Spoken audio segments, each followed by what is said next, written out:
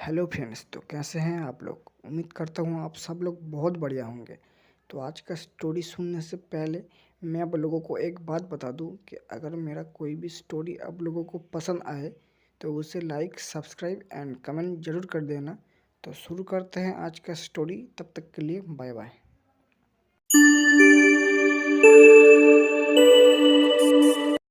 CH51 office romance. अब तक हमने देखा, राजीव रिसेप्शनिस्ट की ओर देखता है और गुस्से में बोलता है, यह तमाशा हो रहा था, तुमने इन्फॉर्म क्यों नहीं किया। सोनिया कहती है, वो सर, ये इनके कपड़े भीगे हुए थे और इनके पास कोई अपॉइंटमेंट लेटर भी नहीं था।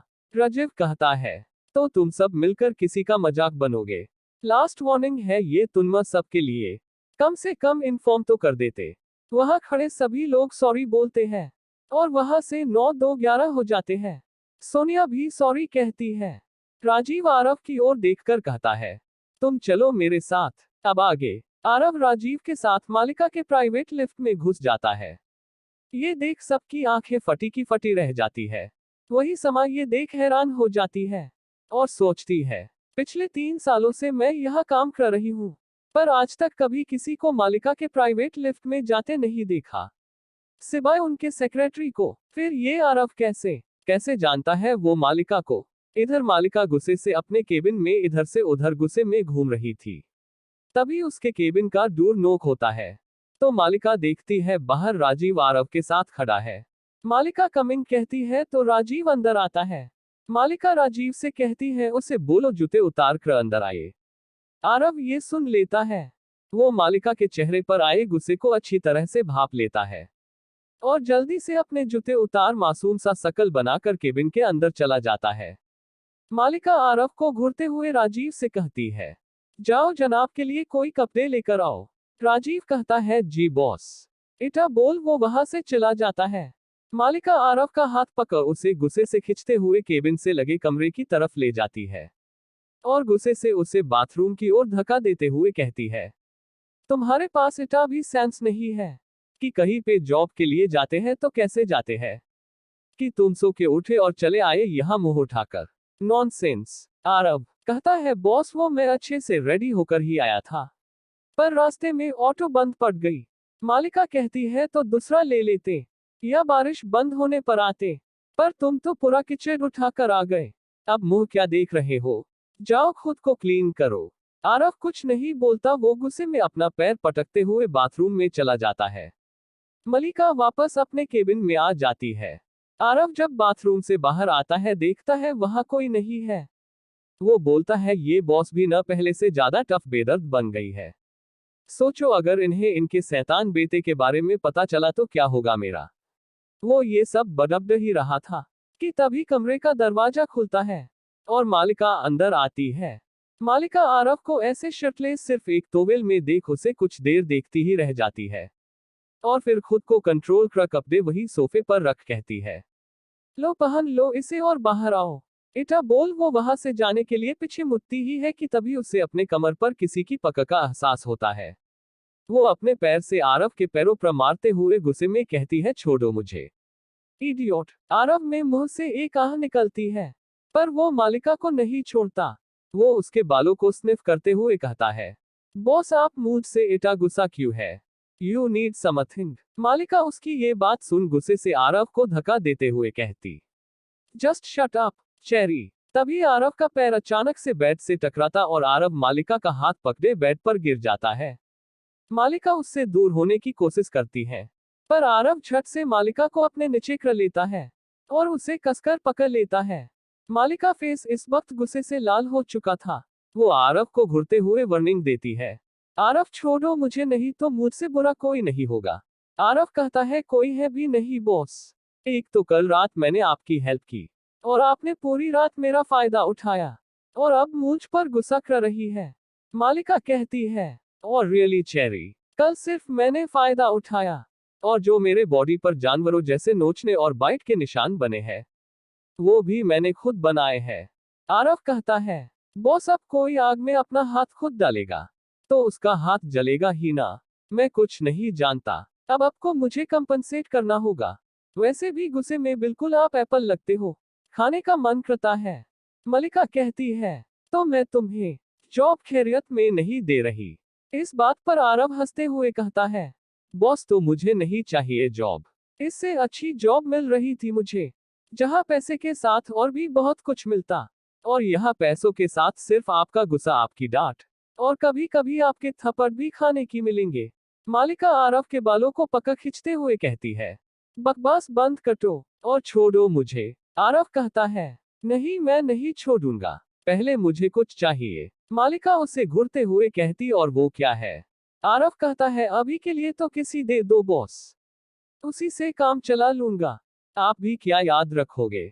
मालिका उसे भाई चढ़ाकर देखते हुए कहती है, थप्पड़ मिलेगा तुम्हें, छोड़ते हो या नहीं? आरव अपना फेस मालिका के नेक में छिपाते हुए कहता है, नहीं बॉस। मालिका अब इरिटेट होते हुए कहती है, ठीक है जल्दी करो। ये सुन आरव खुश हो जाता है और मालिका को प्यार से देखते हुए अपना होठ उसके माथे पर रख देता है, जिसे महसूस कर मालिका की आंखें खुद ब खुद बंद हो जाती है और वो खुद को आरव के बाहों में ढीला छोड़ देती है। ये देख आरव के चेहरे पर एक स्माइल आ जाती है और वो मालिका को इंटेंस भरी नजरों से देखते हुए अपने लिप्स मालिका के नोच पर रख देता है और सक करने लगता है। फिर उसके गालों पर और अपने हाथों से मालिका के कमर को सहलाते हुए अपने होठ मालिका के होठों से मिला देता है और उससे पसेनेटली किस करने लगता है।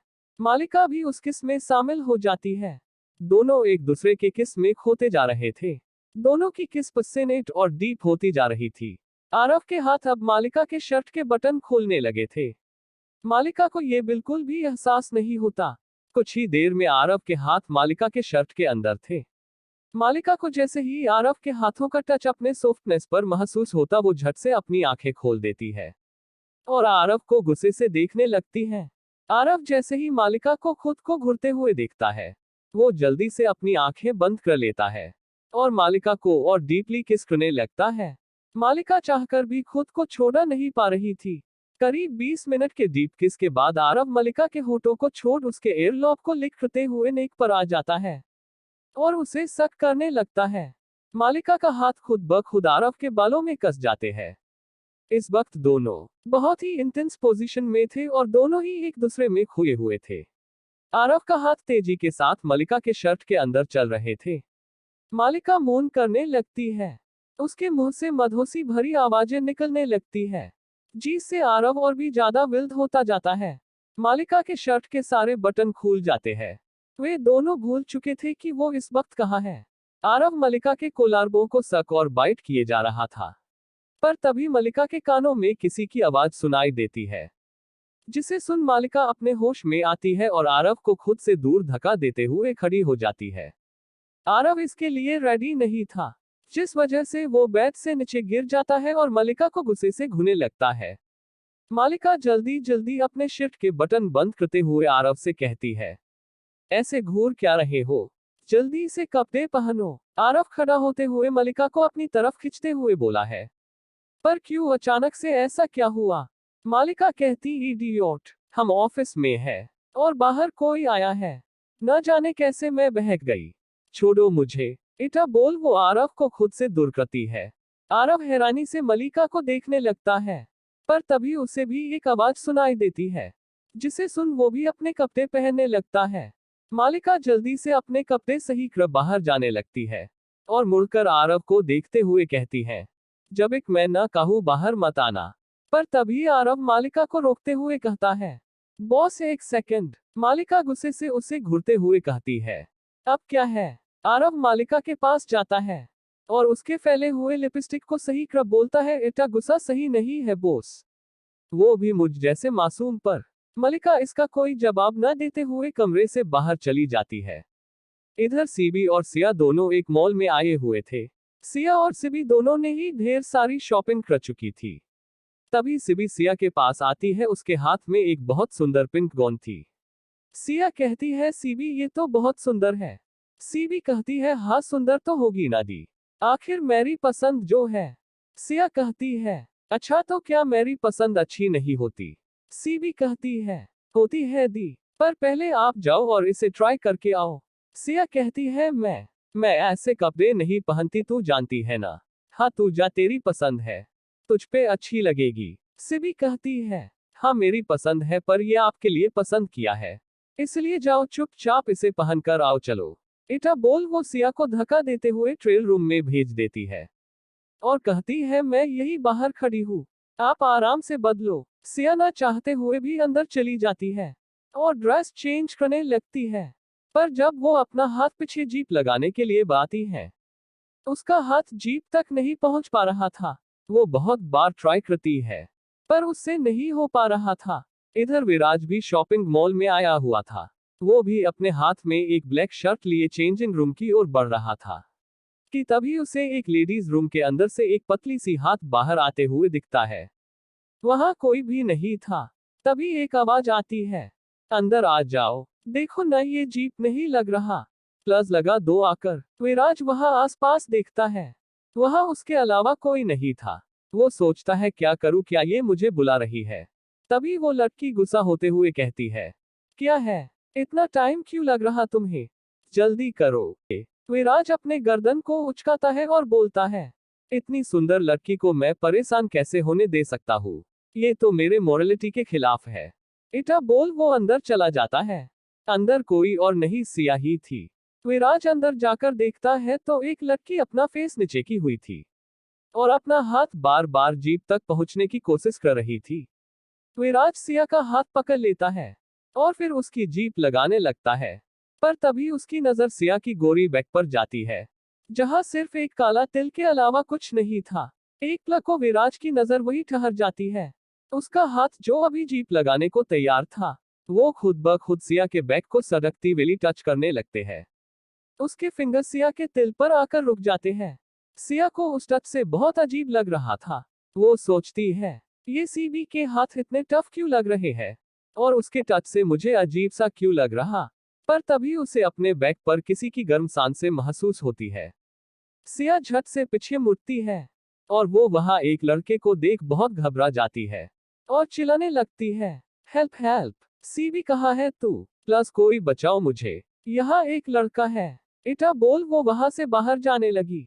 पर तभी विराज उसका हाथ पकड़ उसे दीवार से लगा देता है और उसके होठों पर अपने होठ रख उसका मुंह बंद कर देता है। सिया की आंखें बड़ी बड़ी बड़ी हो जाती है। वो एक पल को सुन सी हो जाती है, पर अगले ही पल वो विराज के सीने पर अपना हाथ चलाने लगती है और उसे मारने लगती है। वही विराज सिया को ऐसे छिटपटाते देख अपना पूरा भार उस पर दे देता है और उसके होठों को सख्त करने लगता है। सिया ये महसूस कर गुस्से में विराज के पैरों पर अपना सैंडल रख देती है, जिससे विराज के मुंह से एक आह निकल जाती है और इसका फायदा उठाकर सिया वहां से बाहर जाने लगती है। पर जब एक वो गेट खोलती, विराज उसे पकड़कर दीवार से लगा देता है और गुस्से से सिया को घूरते हुए कहता है, ये क्या बदतमीजी है, एक तो तुम खुद मुझे अंदर बुलाती हो और फिर ऐसे चीख रही हो जैसे मैं जबरदस्ती घुस आया हूँ। उस दिन की बातों को ईगो पर तो नहीं ले लिया ना तुमने। मैंने कहा था कि मुझे तुम अच्छी नहीं लगती, इसलिए मुझे सेडूस करने बुलाई अंदर, और अब चिल रही हो। ये सुन सिया उसे एक जोरदार थप्पड़ मार देती है और कहती है, गंदी नाली के कीड़े हो तुम, और तुम्हारी सोच तो उससे भी ज्यादा गंदी है। मैं तुम्हें क्यों बुलाऊंगी। विराज सिया का हाथ पकड़ उसे उसके बैक से लगा देता है, जिससे सिया के मुंह से एक आह निकल जाती है। विराज कहता है, मैंने पहले भी कहा था चुहिया कि तुम मुझे बिल्कुल पसंद नहीं आई। वो तो तुम कब से आवाज दे रही थी और मेरे अलावा बाहर कोई नहीं था, बस इसलिए आ गया, समझी। अब चिल्लाना बंद करो। सिया गुस्से से विराज को धक्का देते हुए कहती, तो तुमने मुझे किस क्यों किया। विराज कहता है, मैंने किस नहीं किया, बस तुम्हारा ये फटे हुए ढोल के जैसे स्पीकर को बंद किया। सिया कहती है, क्या फटा हुआ ढोल, वो क्या मतलब। विराज स्माइल करते हुए कहता है, समझदार के लिए इशारा ही काफी होता है, पर चूहिया में इतना दिमाग कहाँ होता है। जट जोर डालो, हैंग हो जाएगा। मैं बस तुम्हारा मुंह बंद कर रहा था। सिया गुस्से से कहती है, गंदी नाले के कीड़े, यहाँ पर गंदगी मत फैलाओ, बाहर जाओ यहाँ से, नहीं तो जेल में बंद करवा दूंगी, मोलेस्टेशन के जुर्म में। विराज कहता है, मुझे भी यहाँ बदबूदार चूहिया के साथ नहीं रहना, और तुम न खुद को लकी समझो जो विराज प्रताप सिंह ने तुम्हें मुंह लगाया। वैल्यू बढ़ गई तुम्हारी। इटा बोल वो बाहर जाने के लिए आगे बढ़ता है। पर तभी बाहर से सीबी की आवाज सुनाई देती है। दी, क्या हो गया आपका? आपको कोई हेल्प चाहिए? ये सुन सिया विराज का हाथ पकड़ उसे अपनी ओर खींच लेती है। विराज भी ऐसे अचानक खींचे जाने से खुद को संभाल नहीं पाता और सीधे सिया के सीने से जाकर चिपक जाता है। दोनों एक दूसरे के बेहद करीब आ चुके थे। दोनों की सांसें एक दूसरे से टकरा रही थी। विराज सिया पर झुकते हुए कहता है, आ गई न अपनी औकात पर। तुम तो शुरू से ही नहीं चाहती थी कि मैं जाऊं। लगता है मैं तुम्हें बहुत पसंद आ गया हूँ। पर तुम मुझे नहीं पसंद इसलिए ये सब नौटंकी कर रही थी ना। चलो कोई बात, मैं बहुत अच्छा हूँ। भले तुम मुझे पसंद नहीं हो पर मैं फिर भी तुम्हारी इच्छा पूरी करूंगा। इटा बोल वो अपना होठ सिया के होठों के करीब ले जाने लगता है। पर इससे पहले कि उसके होठ सिया के होठों को छू पाते सिया विराज के होठों पर अपना हाथ रख देती है और गुस्से से उसे घूरते हुए बोलती है, अब तो 101% भरोसा हो गया कि मैं गलत नहीं थी। तुम बिल्कुल नाली के कड़े ही हो और ना जाने कितनी गलतफहमी पाल रखी है। ईरी बोल वो वेल सरकास्टिक स्माइल करती है। विराज भी अपनी आंखें बड़ी बढ़कर उसे घूरने लगता है और अपने मुंह पर से उसका हाथ हटाते हुए कहता है, तुम क्या पागल खाने से भाग कर आई हो? पहले तो मुझे खुद अपने पास बुलाती हो, फिर मुझ पे इल्जाम लगती हो, और फिर जब मैं दूर जाता हूँ तो फिर करीब खींचती हूँ, और फिर अब मुझसे लड़ रही हो। दिमाग तो सही जगह पर है ना? सिया कहती है, मुझे कोई शौक नहीं है किसी कीड़े के पास जाने का, और मेरा दिमाग बिल्कुल सही है। समझे, वो तो बाहर मेरी बहन है, इसलिए तुम नहीं जा सकते। ये सुन विराज की आंखें चमक जाती है और वो सिया के करीब जाते हुए बोलता है, मुझे अब यहाँ घुटन हो रही है, मैं बाहर जा रहा हूँ। सिया झट से उसका हाथ पकड़ लेती है और कहती है, ज्यादा स्मार्ट बनो, मेरी बहन क्या सोचेगी मेरे बारे में? तुम बाहर नहीं जा सकते। विराज स्टाइल मारते हुए अपने बालों में हाथ फेरता है और कहता है, बिल्कुल अब तो मैं जरूर जाऊंगा। क्या कहा था तुमने मुझे? फिर से कहना। सिया अपना मुंह बनाते हुए कहती है, कुछ भी तो नहीं, मैंने कब कहा कुछ? विराज उसे भाई उचकाते हुए देखता है और कहता है, और रियली चुहिया। सिया उसे अंगुली दिखती है। फिर निचिक्रा मासूम मस्कला बनाकर विराज की ओर देखती है। पर तभी बाहर से सीबी की आवाज आती है, दी क्या मैं अंदर आऊं? सिया कहती है, नहीं सीबी, मैं बस बाहर आ रही। इधर मालिका के केबिन में। मालिका जैसे ही गेट खोल बाहर जाती है तो देखती है राबी कमरे की ओर ही बढ़ रही है। मलिका जल्दी से गेट बंद कर राबी के सामने खड़ी हो जाती है। राबी मालिका को देख कहती है, जाने मन तुनमा ठीक हो ना? मालिका उसे केबिन में ले जाते हुए कहती है, हाँ मैं ठीक हूँ, पर तू यहाँ बिना बताए? राबी कहती है, हाँ तेरी फिक्र हो रही थी, और तेरा फोन कहा था? मैंने इतने कॉल किए हैं तुझे, सुबह रात से तू फार्म हाउस नहीं गई है। कहा थी कल। मलिका कहती, वो कल मैंने कुछ ज्यादा ही पी लिया था, इसलिए वही एक रूम में रुक गई थी। अंदर आरब बाहर की बातें सुनने के लिए दरवाजे के पास कान लगाए बैठा था, पर उसे जाने मन के अलावा कुछ भी नहीं सुनाई दिया था। अब वो बेचैनी से कमरे में इधर उधर घूम रहा था और बोल रहा था, ये जाने मन बॉस को कौन बोल रहा? कहीं ये बॉस का सो कॉलर पति तो नहीं है ना? अगर ऐसा हुआ तो मैं उसे आज ही जान से मार दूंगा। पर फिर बोलता है, नहीं, पर ये आवाज तो किसी लड़की की लग रही थी। मतलब बॉस कहीं किसी लड़की के साथ तो रिलेशन में नहीं है ना? छी छी, नहीं नहीं, ऐसा नहीं हो सकता। मैं भी ना क्या क्या सोचने लगता हूँ। मैं अभी बॉस की मन की बात सुनता हूँ, पर इटा दूर से नहीं सुनाई देगा। उफ। वो ये सब बड़बड़ाते हुए इधर से उधर कर रहा था, तभी उसका हाथ एक फ्लावर बास से लग जाता है और वो नीचे गिरकर टूट जाता है। इधर बाहर मालिका और राबी दोनों गले मिल रहे थे। राबी जैसे ही जाने को हुई उसे कुछ गिरने की आवाज सुनाई देती है। राबी चौंकते हुए मालिका से कहती है, जाने मन अंदर कोई है क्या? मलिका अपने मन में आरव को गलियां देते हुए राबी से कहती है, नहीं, अंदर कौन होगा? बाहर किसी ने कुछ गिरा दिया होगा। राबी मालिका को घूरते हुए कहती है, तू मुझसे कुछ छिपा तो नहीं रही?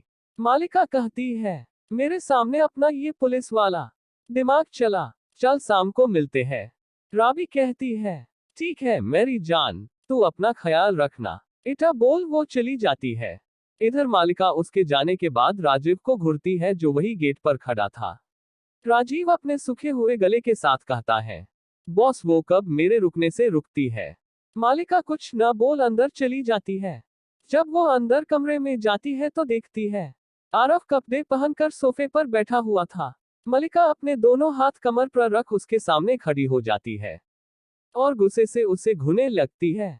आरव उसे ऐसे खुद को घूरते देख उसे झट से अपनी गोद में खींचकर बैठा लेता है और कहता है, बॉस ऐसे घूरो नहीं तो प्यार हो जाएगा अपने गुलाम से। मालिका उसके कान को पकड़ खींचते हुए कहती है, तुम यहाँ शांति से नहीं बैठ सकते थे, तुमने जानबूझकर गिराया ना ये बांस। आरव अपने कानों को छोड़ते हुए कहता है, नहीं, पर बाहर कौन था बॉस? ये सवाल आरव ने थोड़ा सीरियस होते हुए पूछा। तो मलिका कहती है, तुम्हें जानने की जरूरत नहीं है चेरी। आरव फिर दूसरा सवाल करता है, वो आपको जाने मन क्यों बोल रहा था? यह थी। मालिका आरव के गोद से उठते हुए कहती है, एक बार में तुम्हें समझ नहीं आती, चलो अब जल्दी से बाहर आओ। इटा बोल वो कमरे से बाहर चली जाती है। आरव बोलता है, बॉस आप सिर्फ मेरी है, सिर्फ और सिर्फ आरव की। अब आप देखो मैं क्या करता हूँ। इटा बोल वो भी कमरे से बाहर चला जाता है। इधर मॉल में सीबी विराज से कहती है, क्या चाहते हो तुम? जिस पर विराज एक विनिंग स्माइल के साथ कहता है, मुझे अपनी बड़ाई सुनना बहुत अच्छा लगता है। जिस पर सीबी कहती है, कोई हो तब ना करूं बड़ाई, ये करने से पहले कहीं बेचारा ये बड़ाई शब्द आत्महत्या न कर ले। विराज कहता है, जा रहा हूं अब मैं, कोई नहीं रुक सकता। सीबी जल्दी से उसका हाथ पकड़ लेती है और एक गहरी सांस लेकर कहती है, देखो तुम बहुत अच्छे हो, तुम बहुत क्यूट हो, एकदम किलर, कोई भी लड़की तुम पर फिदा हो जाएगी। बस हो गया। विराज कहता है, तुम भी? सिया अपने दांत पीसते हुए कहती है, हाँ, बस अब खुश। विराज एटीट्यूड में कहता है, ये सब तो सच है, इसमें कोई नई बात तो कही नहीं तुमने। छोड़ो, अब ये बताओ तुम कौन हो? ये सुन से भी चिढ़ जाती है और कहती है, देखो ये गलत है, तुमने कहा कि मैं तुम्हारे लिए अच्छा बोलूं, तो बोला ना, अब तुम मेरी बात मानो। सीबी इस वक्त पेंटागन में बहुत प्यारी लग रही थी, ऊपर से गुस्से के कारण उसके गाल और नाक दोनों ही लाल हो गए थे। विराज उसे अपनी ओर खींचते हुए कहता है, तुम्हारा नाम चूहिया नहीं, जंगली बिल्ली होना चाहिए। इटा बोल वो अपना लिप्स सीबी के नेक पर रख देता है, जिससे सीबी के अंदर एक करंट सा दौड़ जाता है। उसकी पूरी बॉडी कांपने लगती है, जिसे महसूस कर विराज उसकी कमर को टाइटली होल्ड कर लेता है और कहता है, जंगली बिल्ली तुमने मुझे किडा कहा है ना, तो ये भी जानती होगी कि किडा बाइट भी करता है। सीबी उसकी ये बात सुन अपने सेंसेस में आती है और खुद को उससे छुड़ाने की कोशिश करते हुए कहती है, मतलब तुम मानते हो ना कि तुम एक गंदे नाली के कीड़े हो? विराज हंसकी आवाज में सीबी के कान को लिखते हुए कहता है, हाँ, पर सिर्फ तुम्हारे लिए। इटा बोल वो सिया के गोवन को उसके कंधे से हल्का नीचेकर उसके कंधे पर बाइट कर लेता है और फिर उसे लिखते हुए कहता है, तो अब मुझसे बचकर रहना, अगर दोबारा मुझसे टकराए ना जंगली बिल्ली तो तुम्हारे लिए ठीक नहीं होगा, और आइंदा से किसी को भी ऐसे बुलाना।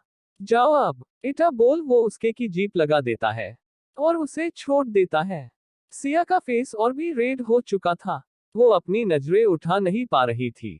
सिया उसकी पकड़ से आजाद होते ही ट्राई रूम से बाहर आ जाती है और एक लंबी सांस लेते हुए बड़बड़ाती है, आह चैन आया, घुटन हो रही थी मुझे। वो अपनी नजरें उठाकर देखती तो ठीक उसके सामने सीबी खड़ी थी।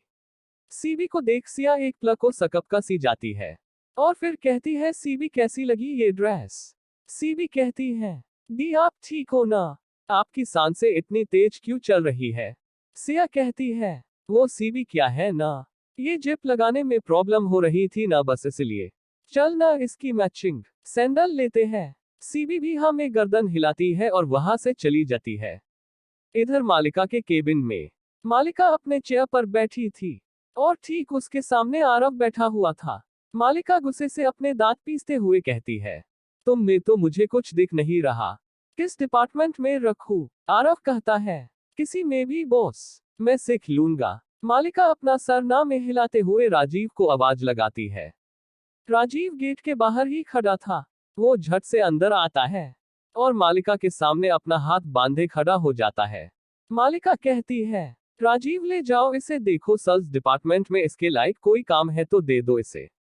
राजीव आरव को एक नजर देखते हुए कहता है, जी बॉस। मालिका आरव से कहती है, जाओ इसके साथ, और कोई कंप्लेन नहीं आनी चाहिए तुम्हारी, नहीं तो मुझसे बुरा कोई नहीं होगा।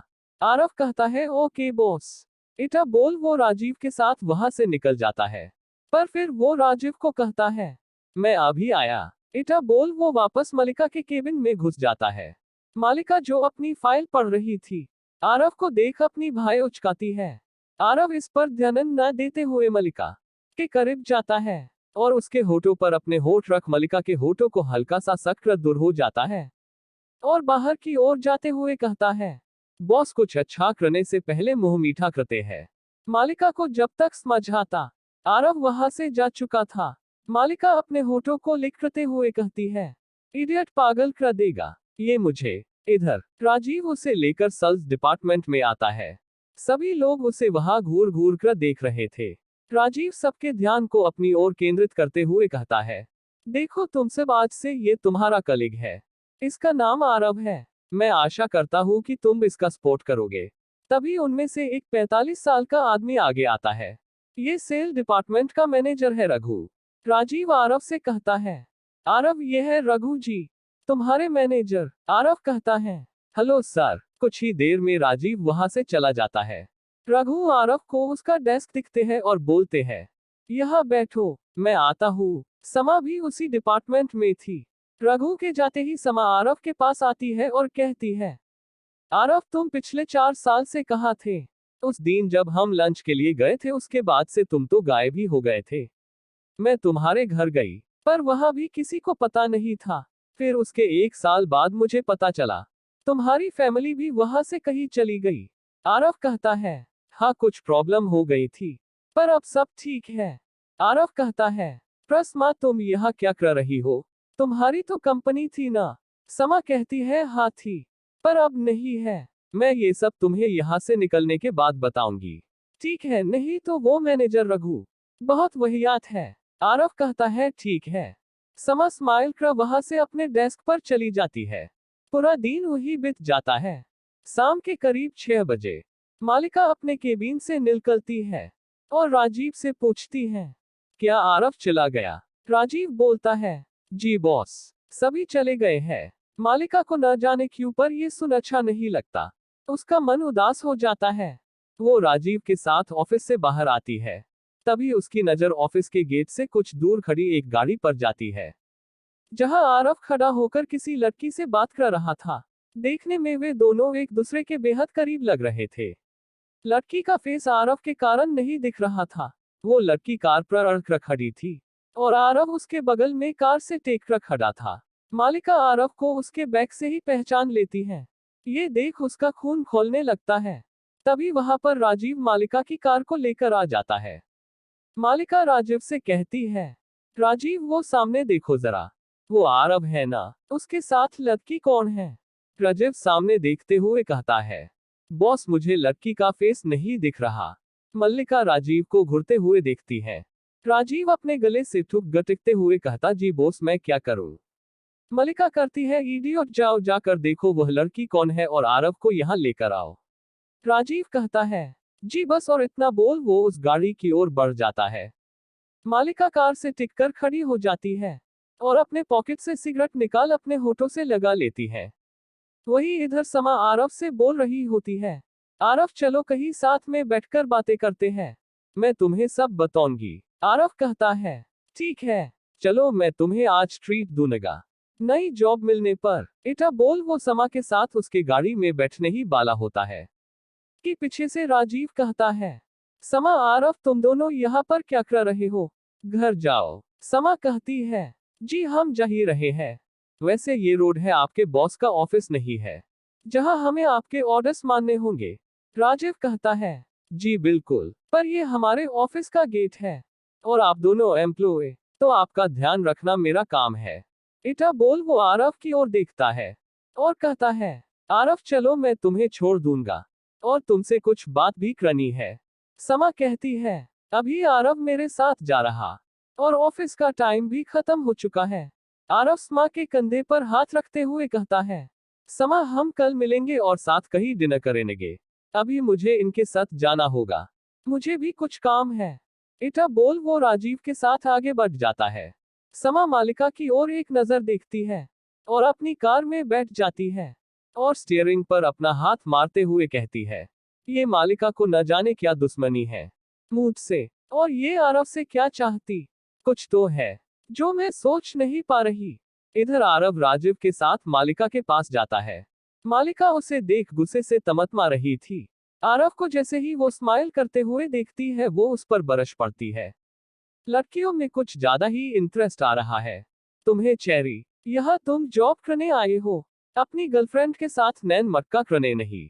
आरव स्माइल के साथ कहता है, बॉस मैं इस वक्त ऑफिस में नहीं हूँ और वो मेरी बहुत अच्छी दोस्त है बस। इटा बोल वो मालिका के बेहद करीब चला जाता है और उसके कान में जाकर कहता है, वैसे अगर बॉस मेरा ध्यान रखेंगी तो मैं भी मन लगाकर काम करूंगा, मेरा ध्यान इधर उधर नहीं जाएगा। ये सुन मालिका आरव का फेस को पकड़ दबाते हुए कहती है, बहुत जुबान चलने लगी है तुम्हारी चेरी। वो ये बोल ही रही थी कि तभी आरव झिके से मालिका के पैरों पर मारता है जिससे मालिका घुटनों के बल बैठ जाती है और साथ में आरव भी बैठ जाता है। मालिका अपना सर ऊपर उठाकर देखती है तो एक गोली सीधे उसके कार में जाकर लगी थी। मालिका आरव का हाथ पकड़ कार के दूसरी साइड ले जाती है। राजीव भी अब तक वहां आ गया था। मालिका राजीव से कहती है, राजीव अपनी पोजीशन ले लो। राजीव कहता है, बॉस आप ठीक है ना। मलिका कहती है, हाँ तुम यहाँ आरव के पास रहो, इन लोगों को मैं देखती हूँ। राजीव कहता है, नहीं बॉस मैं आपको अकेला नहीं छोड़ सकता। तभी आरव राजीव से गन छींका एक गोली अपने ठीक सामने के बिल्डिंग के छत की ओर चला देता है, जिससे एक गोली वहां छिपे एक आदमी को जाकर लगती है। मालिका और राजीव आरव के इस मूव से एकदम हैरान थे। तभी एक गोली और चली है जो सीधे गाड़ी की टंकी पर लगती है। मलिका आरव का हाथ पकड़ कहती है, मूव, और वे तीनों जैसे ही गाड़ी से कुछ दूर आते हैं गाड़ी ब्लास्ट हो जाती है। मलिक आरव और राजीव एक बड़े से पिलर के पीछे आ जाते हैं। मालिका आरव को इधर उधर टच करते हुए कहती है, आरव तुम ठीक हो। आरव कहता है, एस बॉस। इटा बोल वो पिलर के पीछे से बाहर निकालने लगता है। मालिका कहती है, चेरी इधर आओ, इडियट कहाँ जा रहे हो। वो इटा बोल ही रही थी कि तभी एक गोली और चलती है। इससे पहले वो गोली आरव को लगती मलिका आरव को धक्का देते हुए एक फिरिंग करती है, जिससे एक आदमी सामने वाले बिल्डिंग से नीचे गिर जाता है। मलिका गुस्से में आरव को पकड़ खड़ा करती है और उसे एक जोरदार थप्पड़ मारती है, जिससे आरव का फेस दूसरी ओर झुक जाता है। आरव मालिका को गुस्से से देखता है तो मालिका कहती है, घूर क्या रहे हो, बहुत हीरो बनने का शौक है ना तुम्हें। अगर लग जाती तो, अगर दोबारा ऐसा कुछ किया ना तो मैं खुद तुम्हें जान से मार दूंगी। वो ये बोल ही रही थी कि तभी आरव उसके होठों पर अपना होठ रख देता है और उसका मुंह बंद कर देता है, जिससे मालिका आगे कुछ भी बोल नहीं पाई। वो अभी भी सदमे में थी। वही आरव गुस्से से मालिका की कमर को पकड़ अपने करीब खींच लेता है और उसे खुद से चिपकाते हुए मालिका को पसेनेटेली किस करने लगता है। ये देख राजीव का मुंह खुला का खुला रह जाता है। वही आरव मालिका के होठों को सक के साथ साथ बाइट भी कर रहा था। मालिका आरव को खुद से दूर करने की कोशिश कर रही थी, पर वो कर नहीं पा रही थी। करीब 20 मिनट के डीप किस के बाद आरव मालिका के होठों को छोड़ता है और अपना मुंह मालिका की ओर से फेर लेता है। वही मालिका को ऐसा लग रहा था जैसे कि उसके होठ सुन पड़ गए हो। वो अपने सांसों को नॉर्मल करती है और इधर उधर देखती है। वह सिर्फ राजीव था जो दूसरी ओर मुंह घुमाकर खड़ा था। वो अपने होठों को छूती है। वहां से हल्का हल्का ब्लड निकल रहा था। मालिका को बहुत गुस्सा आता है। वो गुस्से में आरव के कंधे को पकड़ अपनी ओर घुमाती है और जैसे ही उस पर चिल्लाने वाली होती है, आरव उसके गले लग जाता है और कहता है, बॉस सॉरी, मैं बहुत डर गया था। बॉस, मैं आपसे दूर नहीं जाना चाहता। उसकी ऐसी मीठी मीठी बातें सुन मालिका का गुस्सा थोड़ा शांत हो जाता है। वही राजीव आरव की एक्टिंग देख हैरान हो जाता है। तभी वहां लगातार कुछ गाड़ियां आकर रुकती हैं, जिसमें से सीबी और सिया बाहर आती है और उनके साथ कुछ बॉडीगार्ड्स भी बाहर आते हैं और मालिका को चारों ओर से घेर लेते हैं। सीबी और सिया आरव को इतने सालों बाद देख हैरान हो जाते हैं। मालिका शेरा से कहती है, शेरा पता करो कि ये किसकी हरकत है। शेरा जो मालिका का खास बॉडीगार्ड था कहता है, जी बॉस, मैं जल्द ही पता लगा लूंगा। सीबी और सिया मालिका के पास आती है और कहती है, बॉस आप ठीक हो ना? कितनी बार कहा है, गार्ड्स को साथ में रखिए। मालिका कहती है, हाँ मैं ठीक हूँ, और मैं किसी से डर कर हर वक्त गार्ड्स के साथ नहीं रह सकती। मैं अकेली काफी हूँ, अब चले। इटा बोल वो गाड़ी की तरफ बढ़ जाती है। आरव भी मालिका के पीछे पीछे चल देता है। सभी लोग वहां से निकल जाते हैं। मालिका आरव से पूछती है, चेरी तुम्हें कहाँ छोड़ना है? आरव कहता है, बॉस मैं अभी घर पर बिल्कुल अकेला हूँ, मुझे घर नहीं जाना, बहुत डर लग रहा है। इटा बोल वो अपना फेस मासूम सा बनाकर मालिका के कंधे पर रख देता है।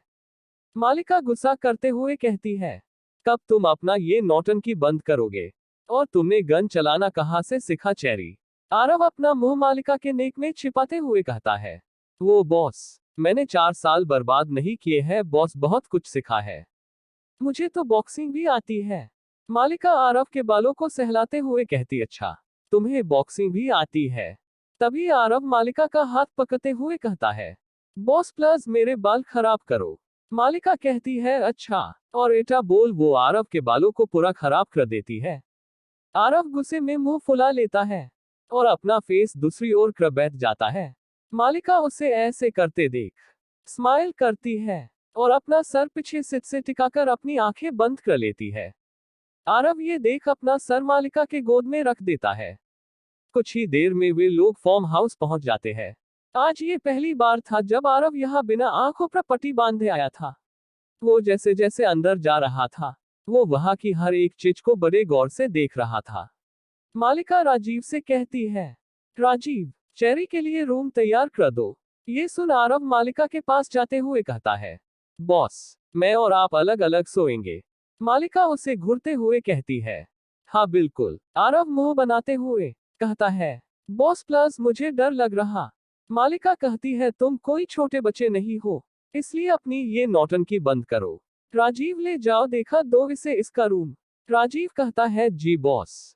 इधर राजवंश विला में आहन अपने फोन में कुछ टाइप करते हुए कहता है, मिस्टर सौर्य, आप आज भी मेरी मम्मा के पास हो ना?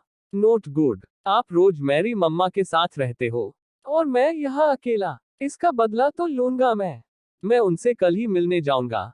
देखता हूँ कल कैसे रोकते हो आप मुझे, मिस्टर सौर्य। इटा बोल वो स्माइल करता है और कहता है, पर अभी मुझे नींद नहीं आ रही। एक काम करता हूँ, मिस्टर सौर्य को कॉल करता हूँ, हो सकता है मॉम से बात हो जाए। हाँ, इटा बोल वो कॉल लगा देता है। इधर आरव के कमरे में आरव बाथरूम में फ्रेश होने गया था और उसका फोन कमरे में बेड पर पड़ा हुआ था। मालिका आरव को देखने के लिए कमरे में आती है। तभी आरव का फोन बजने लगता है।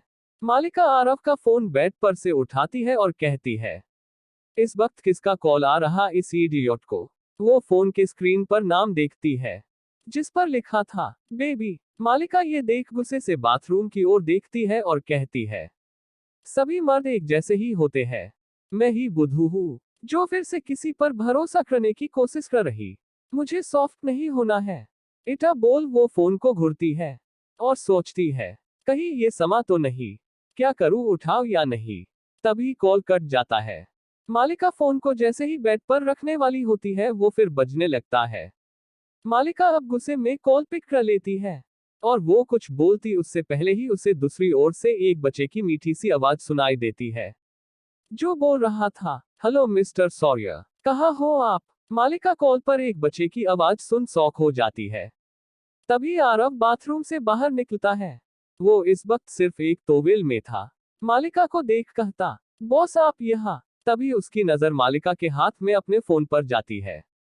इधर आहान समझ जाता है कि फोन जरूर उसकी मम्मा ने उठाया है, इसलिए वो शांत हो जाता है और उनकी बातें सुनने की कोशिश करता है। मालिका आरव से कहती है, क्या हुआ चेरी, तुम्हें पसीने क्यों आ रहे हैं? तुम्हारा तो गला सूख रहा है। आरव कहता है, बॉस नहीं तो, पर मेरा फोन आपके पास। मालिका कहती है, क्यों नहीं ले सकती?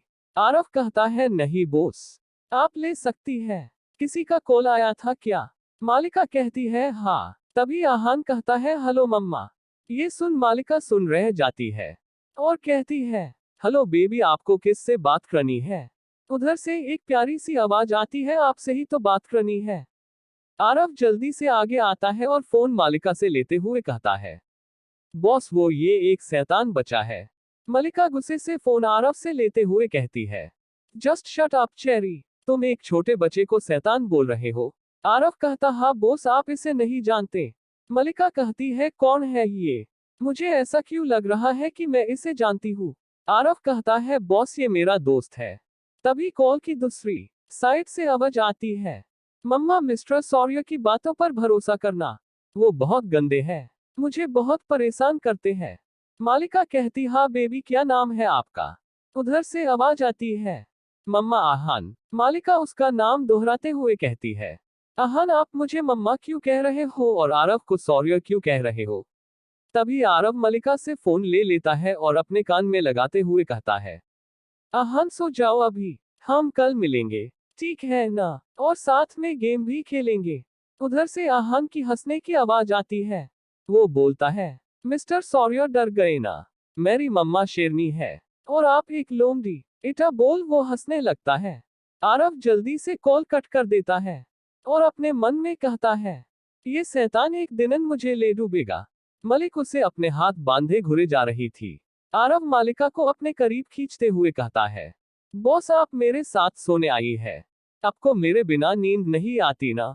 मालिका आरव को घूरते हुए कहती है, बात बदलने की कोशिश करो चेरी, मुझे बताओ कि मुझे मम्मा और तुम्हें मिस्टर सौर्य क्यों बोल रहा था? मुझे लगता है मैं इससे पहले भी मिल चुकी हूँ। हाँ एयरपोर्ट पर, आरव कहता है, वो बोस इसका दोस्त का नाम सौर्य था, पर वो किसी वजह से इससे दूर हो गया, इसलिए ये अब मुझे सौर्य कहकर बुलाता है। और आपको पता है बॉस, मैं इससे पहली बार हॉस्पिटल में मिला था। इसने मेरी अंगुली पकड़ ली थी और मुझे छोड़ ही नहीं रहा था। उसकी मम्मा उसके साथ नहीं रहती, इसलिए वो किसी को भी मम्मा बोल देता है। मालिका कहती है, अच्छा, पर मुझे उससे मिलकर बहुत अच्छा लगा, एक सुकून सा मिला था। मालिका अपने ख्यालों में गुम होकर बोले जा रही थी, जैसे कि मैं पूरी हो गई, मुझे सब मिल गया हो। आरव मलिका के नेक को लिख करते हुए कहता है, बॉस आई वॉन्ट यू। मालिका ये सुन अपने ख्यालों से बाहर आती है और आरव को धक्का देती है और कहती है, चेरी कुछ ज्यादा नहीं हो रहा है तुम्हारा, चुपचाप सो जाओ समझे ना, नहीं तो यहाँ से बाहर निकाल कर फेंक दूंगी। आरव झटके से मालिका के कमर को पकड़ खुद के करीब खींच लेता है। मालिका इसके लिए बिल्कुल तैयार नहीं थी, इसलिए वो सीधा आरव के सीने से जाकर टकरा जाती है। आरव अपना होठ मालिका के होठों के करीब ले जाने लगता है। मलिका को ये देख गुस्सा आ जाता है और वो आरव को मारने के लिए अपना हाथ उठाती है, पर तभी आरव उसका हाथ पकड़ अपने नेकर सीने पर रख देता है और अपने हस्की वॉइस में बोलता है, boss please I feel so hard, मैं तो सो जाऊंगा पर कोई है जिसे सुलाने के लिए मुझे आपकी जरूरत है। ये सुन मालिका की आंखें बड़ी बड़ी हो जाती है, पर आरव को इससे कोई फर्क नहीं पड़ रहा था। वो मलिका को झट से अपने गोद में उठा लेता है। मालिका आरव के कंधे पर मारते हुए कहती है, चेरी तुम बिल्कुल भी मासूम नहीं हो, हब्सी बनते जा रहे हो, कहाँ से सीख रहे हो ये सब? आरव कहता है, बॉस सब आपकी देन है। इटा बोल वो मलिका को बेड पर लेटा देता है और खुद मालिका के ऊपर झुकते हुए कहता है, बॉस आप चाहो तो इसके बाद मुझे जान से मार देना। मालिका कुछ कहती उससे पहले ही आरव मालिका के होठों पर अपना होठ रख देता है और उसे डीपली किस करने लगता है। मालिका के भी हाथ आरव के बालों में घूमने लगते हैं। वो आरव की रेसिस्ट नहीं कर पाई और आरव को किस बैक करने लगती है। साथ ही आरव के हाथ मालिका के पूरे बॉडी पर रफली मूव कर रहे थे। मालिका मून करते हुए आरव के किस में डूबती जा रही थी। करीब 20 मिनट के डीप किस के बाद वे दोनों के होठ एक दूसरे से अलग होते हैं। अब डिजायर सिर्फ आरव की आंखों में ही नहीं, बल्कि मालिका के आंखों में भी दिख रही थी। मालिका आरव के ऊपर हावी होने की कोशिश करते हुए आरव को अपने ऊपर से धक्का दे देती है और खुद उसके ऊपर आ जाती है, पर आरव झट से मालिका को पकड़ दोबारा अपने नीचे कर लेता है और स्माइल करते हुए कहता है, बॉस आज सिर्फ मैरी चलेगी। मालिका का फेस ये सुन रेड हो जाता है।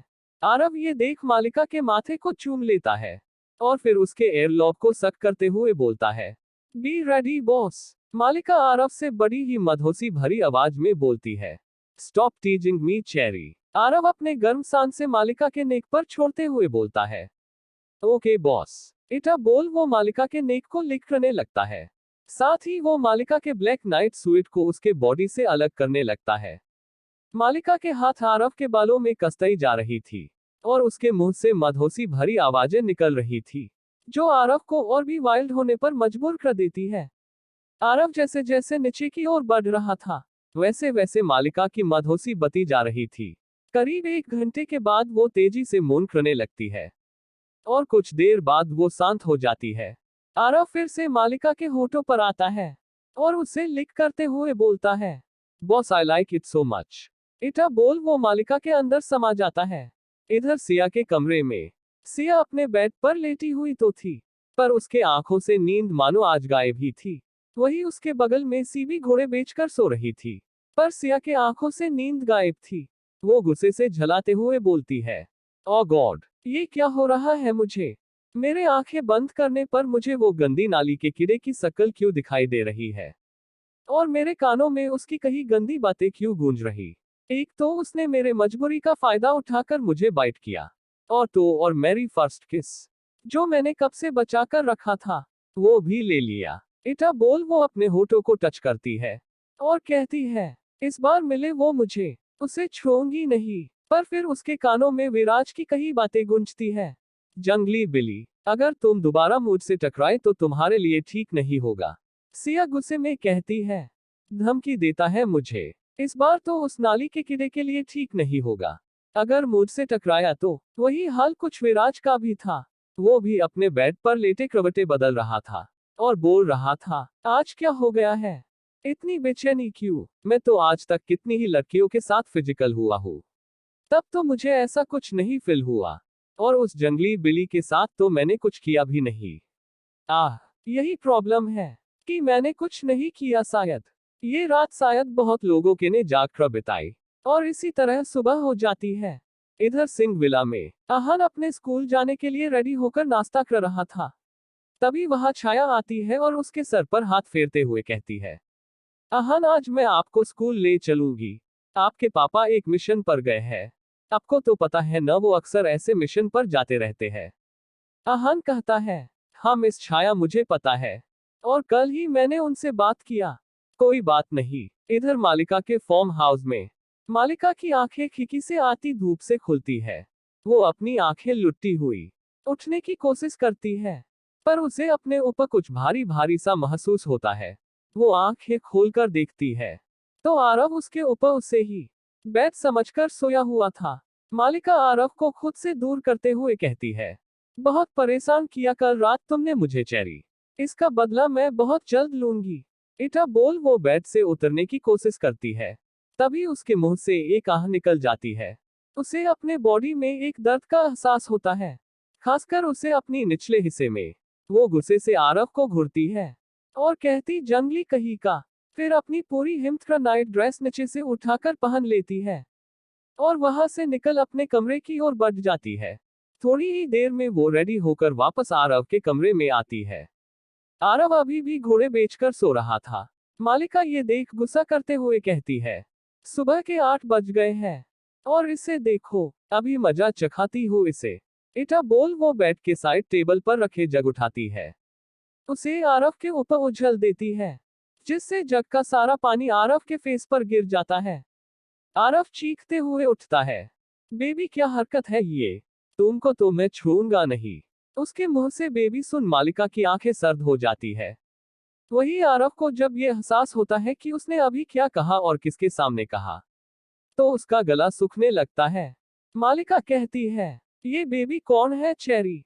तुम्हारी कोई गर्लफ्रेंड है? आरव झट से कहता है, नहीं नहीं बॉस, वो मैं सपना देख रहा था।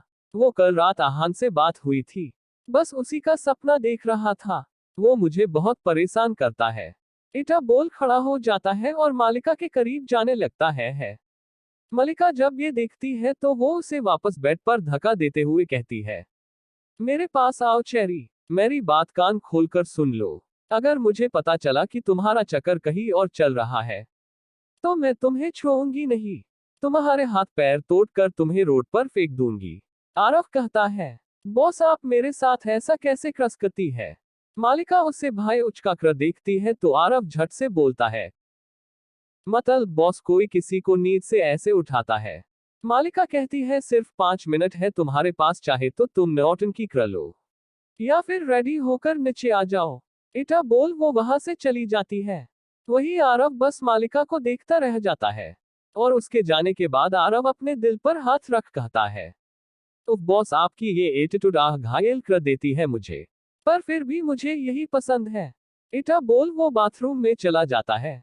इधर मलिका जब नीचे आती है तो देखती है हॉल में सीबी, सिया और राबी तीनों ही बैठे हुए थे। मालिका कहती है, राबी तुम कब आई? राबी कहती है तू तो चाहती ही नहीं कि मैं यहाँ आऊं। मालिका कहती है, इटा गुस्सा किस बात से है मेरी दोस्त?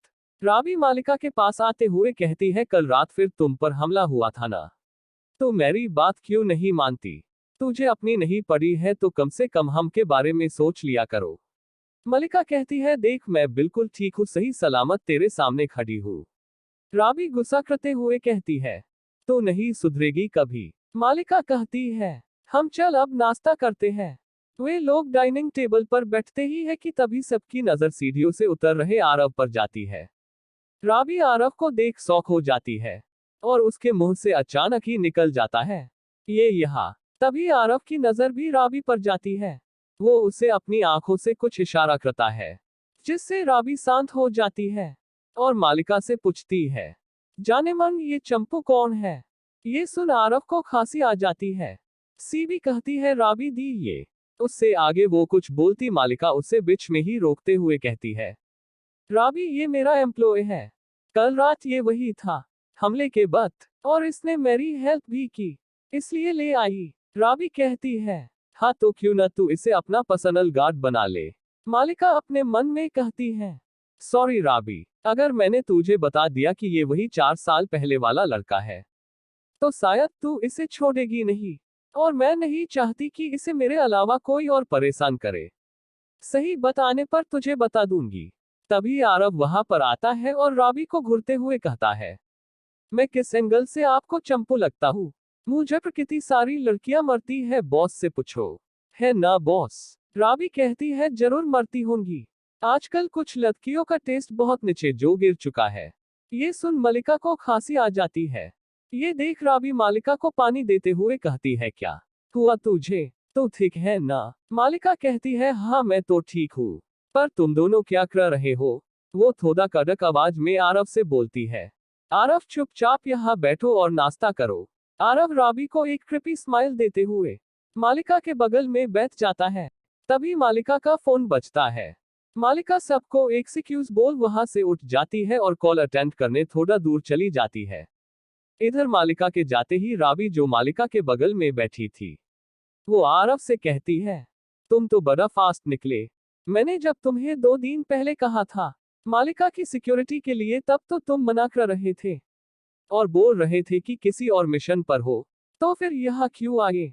आरव अरोगेट आवाज में बोलता है, क्या करूं इटा, मासूम हूं मैं, तरस आ गया तुम पर, और वैसे भी मालिका काफी हॉट है, मजा आएगा। राबी आरव के पैरों पर अपने सैंडल से मारते हुए कहती है, सोचना भी मेरी फ्रेंड के करीब जाने की, अगर ऐसा कुछ किया भी ना तो मुझसे पहले वही तुम्हारी जान ले लेगी।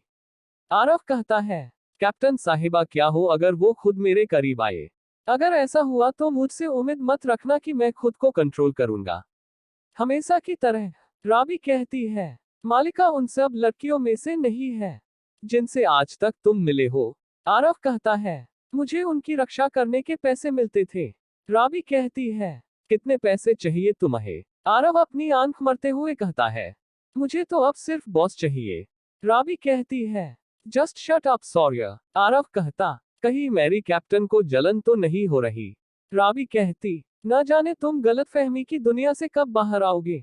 तभी वहां मालिका आ जाती है और हाथ बंदरा ठीक उनके पीछे खड़ी हो जाती है। और इधर राबी और आरव दोनों एक दूसरे की ओर झुकते हुए बहस कर रहे थे।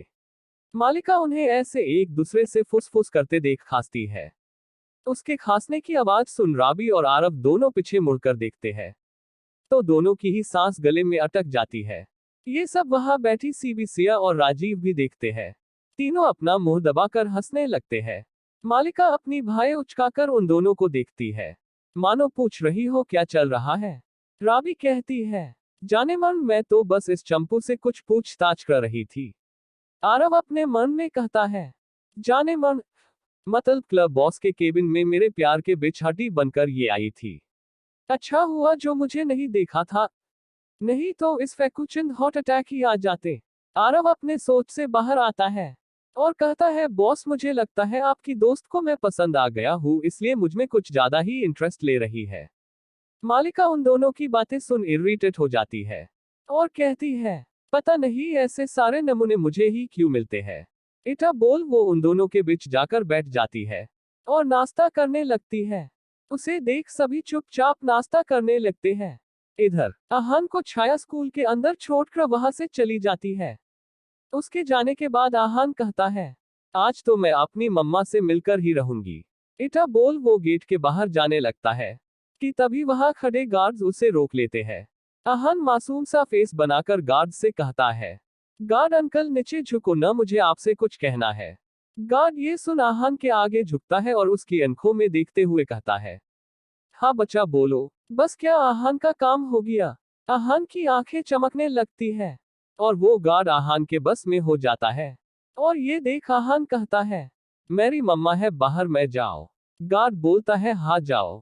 ये सुन आहान स्माइल करते हुए तेजी से वहां से निकल जाता है और बोलता है, मम्मा मैं आ रहा हूँ। इधर मालिका और आरव कार में बैठे थे कि तभी मालिका अचानक से कहती है, चेरी क्या तुम्हें कुछ सुनाई दिया। आरव चौंकते हुए कहता है, नहीं बॉस, क्या आपने सपना देखा। मलिका कहती है, नहीं कुछ नहीं। आरव मालिका की मन की बात सुनता है। मालिका कह रही थी, मुझे ऐसा क्यों लगा जैसे किसी ने मुझे मम्मा कहकर बुलाया हो। कहीं मेरा बच्चा कोई मुसीबत में तो नहीं। कहा, धुंधु बेबी कहाँ हो आप, प्लस मम्मा के पास आ जाओ। आरव को ये सब जानकर उसके दिल में एक टीस सी होती है और वो अपने मन में कहता है, बॉस मुझे माफ कर दीजिए, पर मैं आपको उससे नहीं मिलवा सकता। अभी सही वक्त नहीं है। हो सकता है आहान आपको याद कर रहा हो। बहुत प्यार करता है वो अपनी मम्मा से। वो मालिका को देखता है। मालिका पीछे सर टिकाए अपनी आंखें बंद किए बैठी थी। आरव मालिका के ऊपर झुक जाता है और उसके माथे को चूम लेता है। मालिका उसे अपनी आंखें खोल देखती है तो आरव कहता है, बॉस मुझे आपको हक करना है। मालिका कहती है, क्यों। आरव कहता है, मुझे बेचैनी हो रही है। प्लस बॉस, इटा बोल वो मलिका के गले लग जाता है।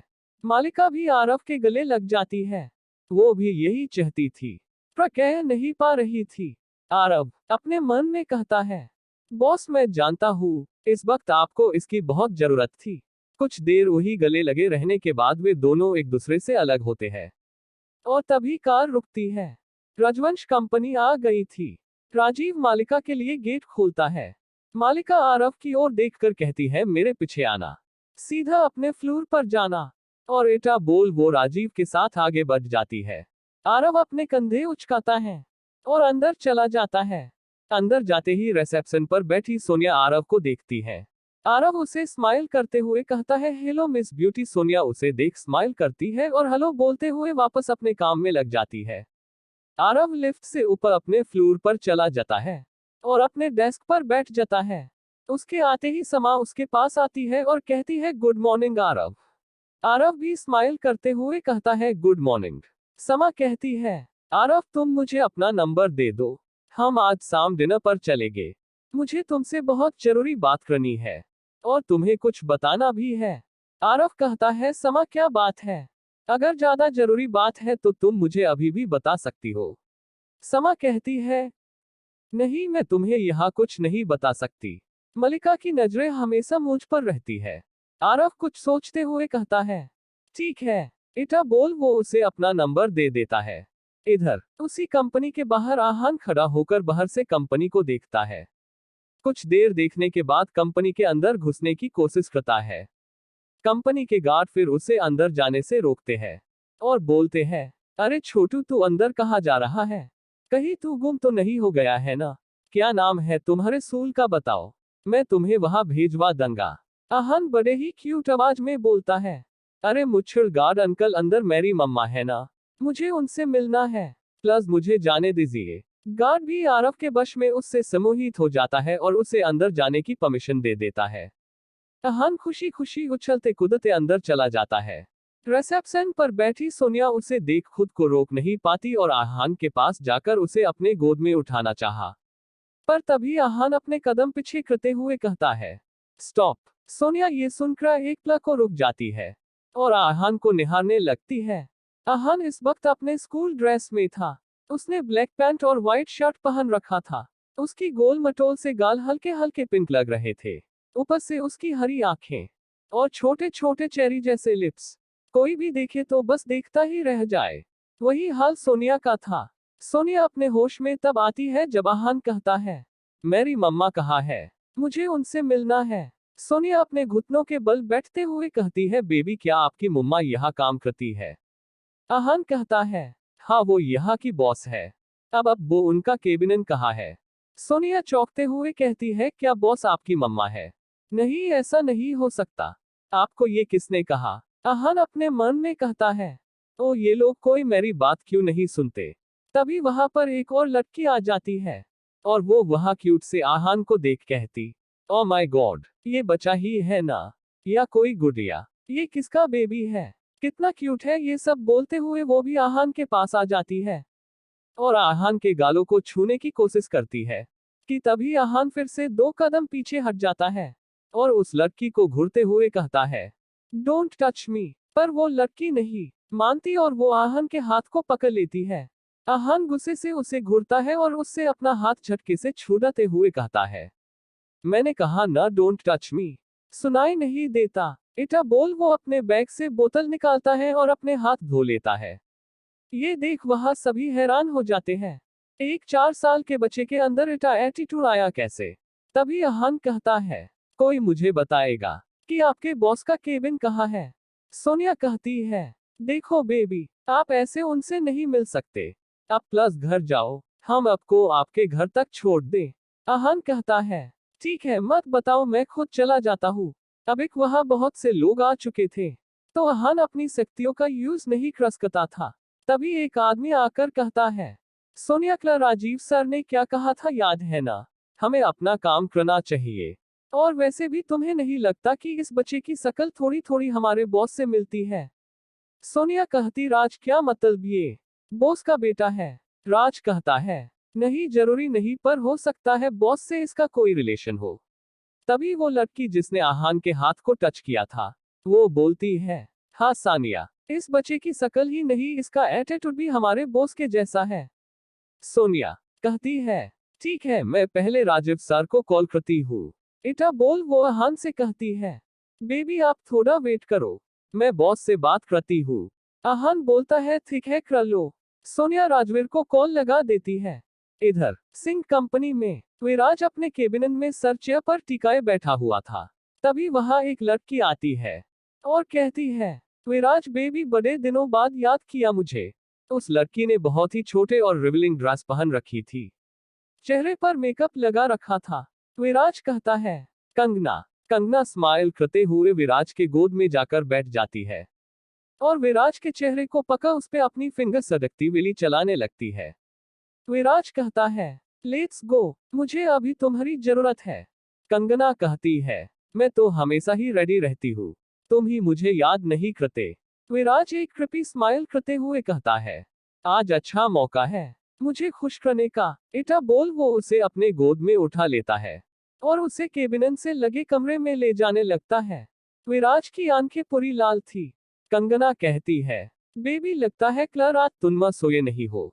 विराज कुछ नहीं कहता, वो सीधा कंगना को बेड पर पटक देता है। कंगना अपना मुंह फुलाते हुए कहती है, विराज ये गलत आदत है तुम्हारी। विराज कृपी स्माइल करते हुए कहता है, डू फास्ट। कंगना कहती है, ओके बेसर्ब इंसान। इटा बोल वो विराज को लस्ट भरी नजरों से देखते हुए अपने कपड़े उतारने लगती है। विराज भी अपने शर्ट के बटन खोलने लगता है। कुछ ही सेकंड में उनके कपड़े फर्श पर पड़े थे। कंगना बेड से उठकर विराज के होठों पर अपने होठ रखने वाली होती है कि तभी विराज उसे रोकते हुए कहता है, यहाँ नहीं, यहाँ। वो अपने चौड़े सीने की तरफ इशारा करते हुए कहता है, कंगना थोड़ा उदास होते हुए कहती है, इन होठों की प्यास कब बुझाओगे? इटा बोल वो विराज के चौड़े सीने को सक लिक करने लगती है। विराज एक आह भरते हुए कहता है, तुम इनकी प्यास नहीं बुझा पाओगी, इसलिए अपना काम करो। करीब 1 घंटे बाद कंगना बेड पर लेटी हुई थी और विराज उसके ऊपर था। उसकी हालत खराब होती जा रही थी। उसके मुंह से दर्द भरी आंखें निकल रही थी और विराज उसके अंदर इंटरक्रो से बुरी तरह से त्रस कर रहा था। कंगना कहती है, विराज, आज किसका गुस्सा मुझ पर उतार रहे हो? विराज अपनी आंखें बंद कर लेता है, पर फिर वो झट से खोल लेता है, क्योंकि वो जब भी आंखें बंद करता उसके सामने सिया की पिंक लिप्स आ जाते, या फिर उसकी गोरी दूध सी कोमल बैक और उस पर उसका तिल। विराज झट से कंगना के अंदर से निकलता है और कहता है, मेरे बाहर आने से पहले चली जाना। इटा बोल वो बाथरूम में घुस जाता है। कंगना बस उसे जाते हुए देखती रह जाती है और कहती है, क्या हो गया है इसे? आज बहुत अजीब बिहेव कर रहा है। इधर विराज बाथरूम में जाकर शॉवर के नीचे खड़ा हो जाता है और सामने दीवार पर हाथ मारते हुए कहता है, आह क्या हो गया है मुझे? मुझे वो पसंद नहीं है। मेरे टाइप की नहीं वो। पर अगर ऐसा ही चलता रहा तो मैं पागल हो जाऊंगा। कुछ तो करना पड़ेगा मुझे। मुझे उससे मिलना होगा। इधर मालिका के केबिन में मालिका की अंगुलियां लैपटॉप पर नाच रही थी कि तभी केबिन का दूर नोक होता है। मालिका देखती है बाहर राजीव खड़ा है। मालिका कमिनन कहती है और वापस से अपना काम करने लगती है। राजीव अंदर आता है। उसके चेहरे पर एक अजीब कसमकस थी। मालिका राजीव को कुछ न बोलते हुए देख अपने नजरे राजीव की ओर कर कहती है, क्या हुआ बोलो भी, अब क्या इसके लिए निमंत्रण दूं? राजीव हकलाते हुए कहता है, नहीं नहीं बॉस, वो बात ही कुछ ऐसी है। मालिका कहती, जल्दी बोलो। राजीव कहता है, बॉस वो नीचे एक 4 साल का बच्चा आया हुआ है और वो खुद को अब का बेटा बोल रहा है। मालिका ये सुन अपने चेयर से खड़ी हो जाती है और चौंकते हुए कहती है, क्या बोल रहे हो तुम? क्या तुमने उसे देखा? क्या वो मेरा बेटा है? तो फिर उसे लेकर क्यों नहीं आए? जाओ जल्दी उसे लेकर आओ। नहीं मैं खुद जाती हूँ। राजीव मालिका को रोकते हुए कहता है, बॉस हो सकता है वो कोई और हो। आपको नहीं जाना चाहिए। लोगों में तरह तरह की बातें होंगी। मैं जाता हूँ और उन्हें आपके पास लेकर आता हूँ। मालिका कुछ सोचते हुए कहती है, हाँ ठीक बोल रहे हो। जाओ उसे लेकर आओ। राजीव कहता है, जी बॉस। इटा बोल वो केबिन से बाहर निकल जाता है। मालिका झट से सीसीटीवी ऑन करती है और लैपटॉप में देखने लगती है। वो देखती है, एक बहुत ही छोटा बच्चा अपनी गहरी हरी आंखों से वहां सभी को ऑब्जर्व कर रहा है। वो इस वक्त अपने दोनों हाथ बांधे खड़ा था। मालिका उसे देख कहती, ये तो वही है, एयरपोर्ट वाला बच्चा, पर ये यहाँ क्या कर रहा है? हाँ इसे तो चेरी भी जानता है। कहीं चेरी में तो इसे नहीं बुलाया है। अगर उसने इस छोटे से बच्चे को यहाँ बुलाया होगा ना तो उसके लिए मुझसे बुरा कोई नहीं होगा। इधर राजीव नीचे जाता है और आहान के आसपास खड़े लोगों पर गुस्सा करते हुए कहता है, क्या हो रहा है यहाँ? जाओ सब अपना अपना काम करो। तभी सोनिया कहती है, सर ये बच्चा। राजीव उसे बीच में रोकते हुए कहता है, हाँ मैं देख लूंगा, अभी सब जाओ, बॉस सबको देख रही है। ये सुन सभी वहां से 9-2-11 हो जाते हैं। राजीव आहान के पास जाता है तो आहान उसे ऊपर से नीचे तक देख कर कहता है, तो चलो लेट्स गो। राजीव उसका हाथ पकड़ने की कोशिश करता है, पर तभी आहान उसे रोकते हुए कहता है, इसकी जरूरत नहीं है, आप चलो। राजीव अपने मन में कहता है, ये तो एयरपोर्ट वाला बच्चा है, पर इसमें से मुझे बिल्कुल बॉस की तरह ही वाइब्स आ रही है। क्या ये बॉस का खोया हुआ बच्चा हो सकता है? राजीव की ये सारी सोच आहान सुनकर खुश हो जाता है और अपने मन में कहता है, क्या मैं मम्मा की तरह ही हूँ? पर मिस्टर सौर्य तो कहते हैं मैं उनकी तरह दिखता हूँ, कि उनकी मम्मा बहुत सुंदर है। उनके बेटा कोई भी गुड लुकिंग नहीं है। इधर आरव अपने डेस्क पर बैठा हुआ था। उसे कुछ तो अजीब लग रहा था। तभी वहां पर समा आई और आरव से कहती है, आरव तुम्हें कुछ पता भी है? यहाँ क्या हो रहा है? आरव कहता है, नहीं क्या हो रहा है? समा कहती है, अरे नीचे एक बहुत ही क्यूट बच्चा आया हुआ है। उसकी आंखें हरी है। आरव कहता है, क्या हरी आंखें? समा कहती है, हाँ और इटा ही नहीं वो बच्चा मालिका को अपनी मम्मा बोल रहा है। आरव चौंकते हुए कहता है, क्या? इटा बोल। वो अपने डेस्क से उठ जाने लगता है। समा उसे रोकते हुए कहती है, अरे मलिका ने उसे अपने केबिन में बुलाया है, वो अब नीचे नहीं है। आरव अपने मन में कहता है, उफ, ये शैतान मुझे फंसा कर ही छोड़ेगा। चैन नहीं है इसे भी। अपने बाप पर इसे जरा भी तरस नहीं आता है। पता नहीं अब क्या करने वाला है। समा कहती है, आरव तुम्हें क्या लगता है, क्या वो सच में मलिका का बेटा है? आरव कहता है, हाँ हो सकता है। तुम जाओ अपने डेस्क पर, नहीं तो इंचार्ज देख लेगा तो डांट पड़ेगी तुम्हें। आरव चाहता था कि जितनी जल्दी हो समा वहां से जाए और आरव मलिका के केबिन में। समा कहती है, हाँ ठीक है, हम शाम को मिलेंगे। इधर राजीव आहान को लेकर मलिका के केबिन के पास पहुंच जाता है और केबिन नोक करता है। मालिका कहती है, एस कमिनन। राजीव अंदर जाता है। आहान भी उसके पीछे पीछे अंदर जाता है। मालिका अपने चेयर पर बैठी हुई थी। आहान दौड़ते हुए मालिका के गोद में जाकर चढ़ जाता है। उसके इस सेक्शन से मलिका और राजीव दोनों ही हैरान थे, पर फिर मालिका भी उसके माथे को चूम लेती है और राजीव की ओर देखकर कहती है, तुम जा सकते हो। राजीव कहता है, जी बॉस, और वो बाहर चला जाता है। मालिका आहान की तरफ देखकर कहती है, आहान आप यहाँ कैसे आए? आहान कहता है, टोटो से मम्मा। मालिका कहती है, अच्छा आपको यहाँ का एड्रेस किसने बताया? आहान कहता है, मिस्टर सौर्य ने। मालिका कहती है, मिस्टर सौर्य मतलब आरव ने? आहान कहता है, हाँ वही मम्मा। बेबी आपको ऐसे स्कूल से भागकर यहाँ नहीं आना चाहिए। आप अभी बहुत छोटे हो, समझ रहे हो ना? आहान अपने मन में कहता है, मम्मा मैं समझ रहा हूँ कि आपको मेरी चिंता हो रही है, पर शायद आपको नहीं पता कि मैं बाकी बच्चों के जैसा नहीं हूँ।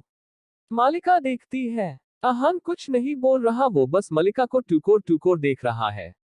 तो मालिका उसे अपने गोद में उठाते हुए खड़ी हो जाती है और उसे सोफे पर ले जाकर बैठाते हुए कहती है, लाओ अपना बैग दो। आहान अपना बैग उतार कर सोफे पर रख देता है और कहता है, मम्मा एटा बोल। वो सोफे पर अपना हाथ फैलाए खड़ा हो जाता है।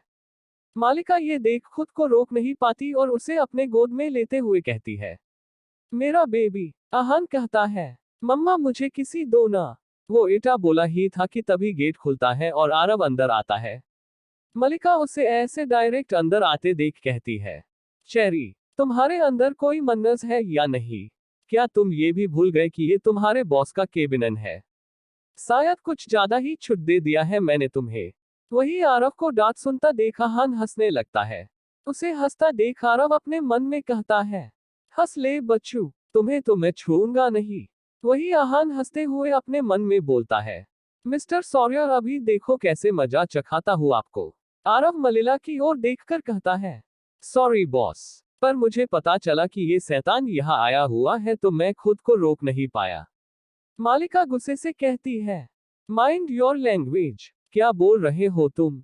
और किसके लिए बोल रहे हो? तुम्हें समझ नहीं आता? नॉनसेंस। आहान मलिका के गले लगकर कहता है, मम्मा ये ना मुझे हमेशा शैतान शैतान बोलते रहते हैं।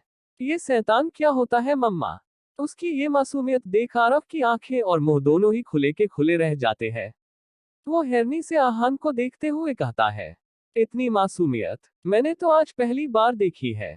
मालिका आहान को लेकर सोफे पर बैठते हुए कहती है, शैतान वो अच्छे नहीं होते। तभी आरव भी मालिका के बगल में आकर बैठने लगता है, पर उसके बैठने से पहले ही मलिका उसे डांटते हुए कहती है, तुम्हें बैठने को नहीं कहा गया है। इतने प्यारे बच्चे को शैतान बोलते हुए तुम्हें शर्म नहीं आती?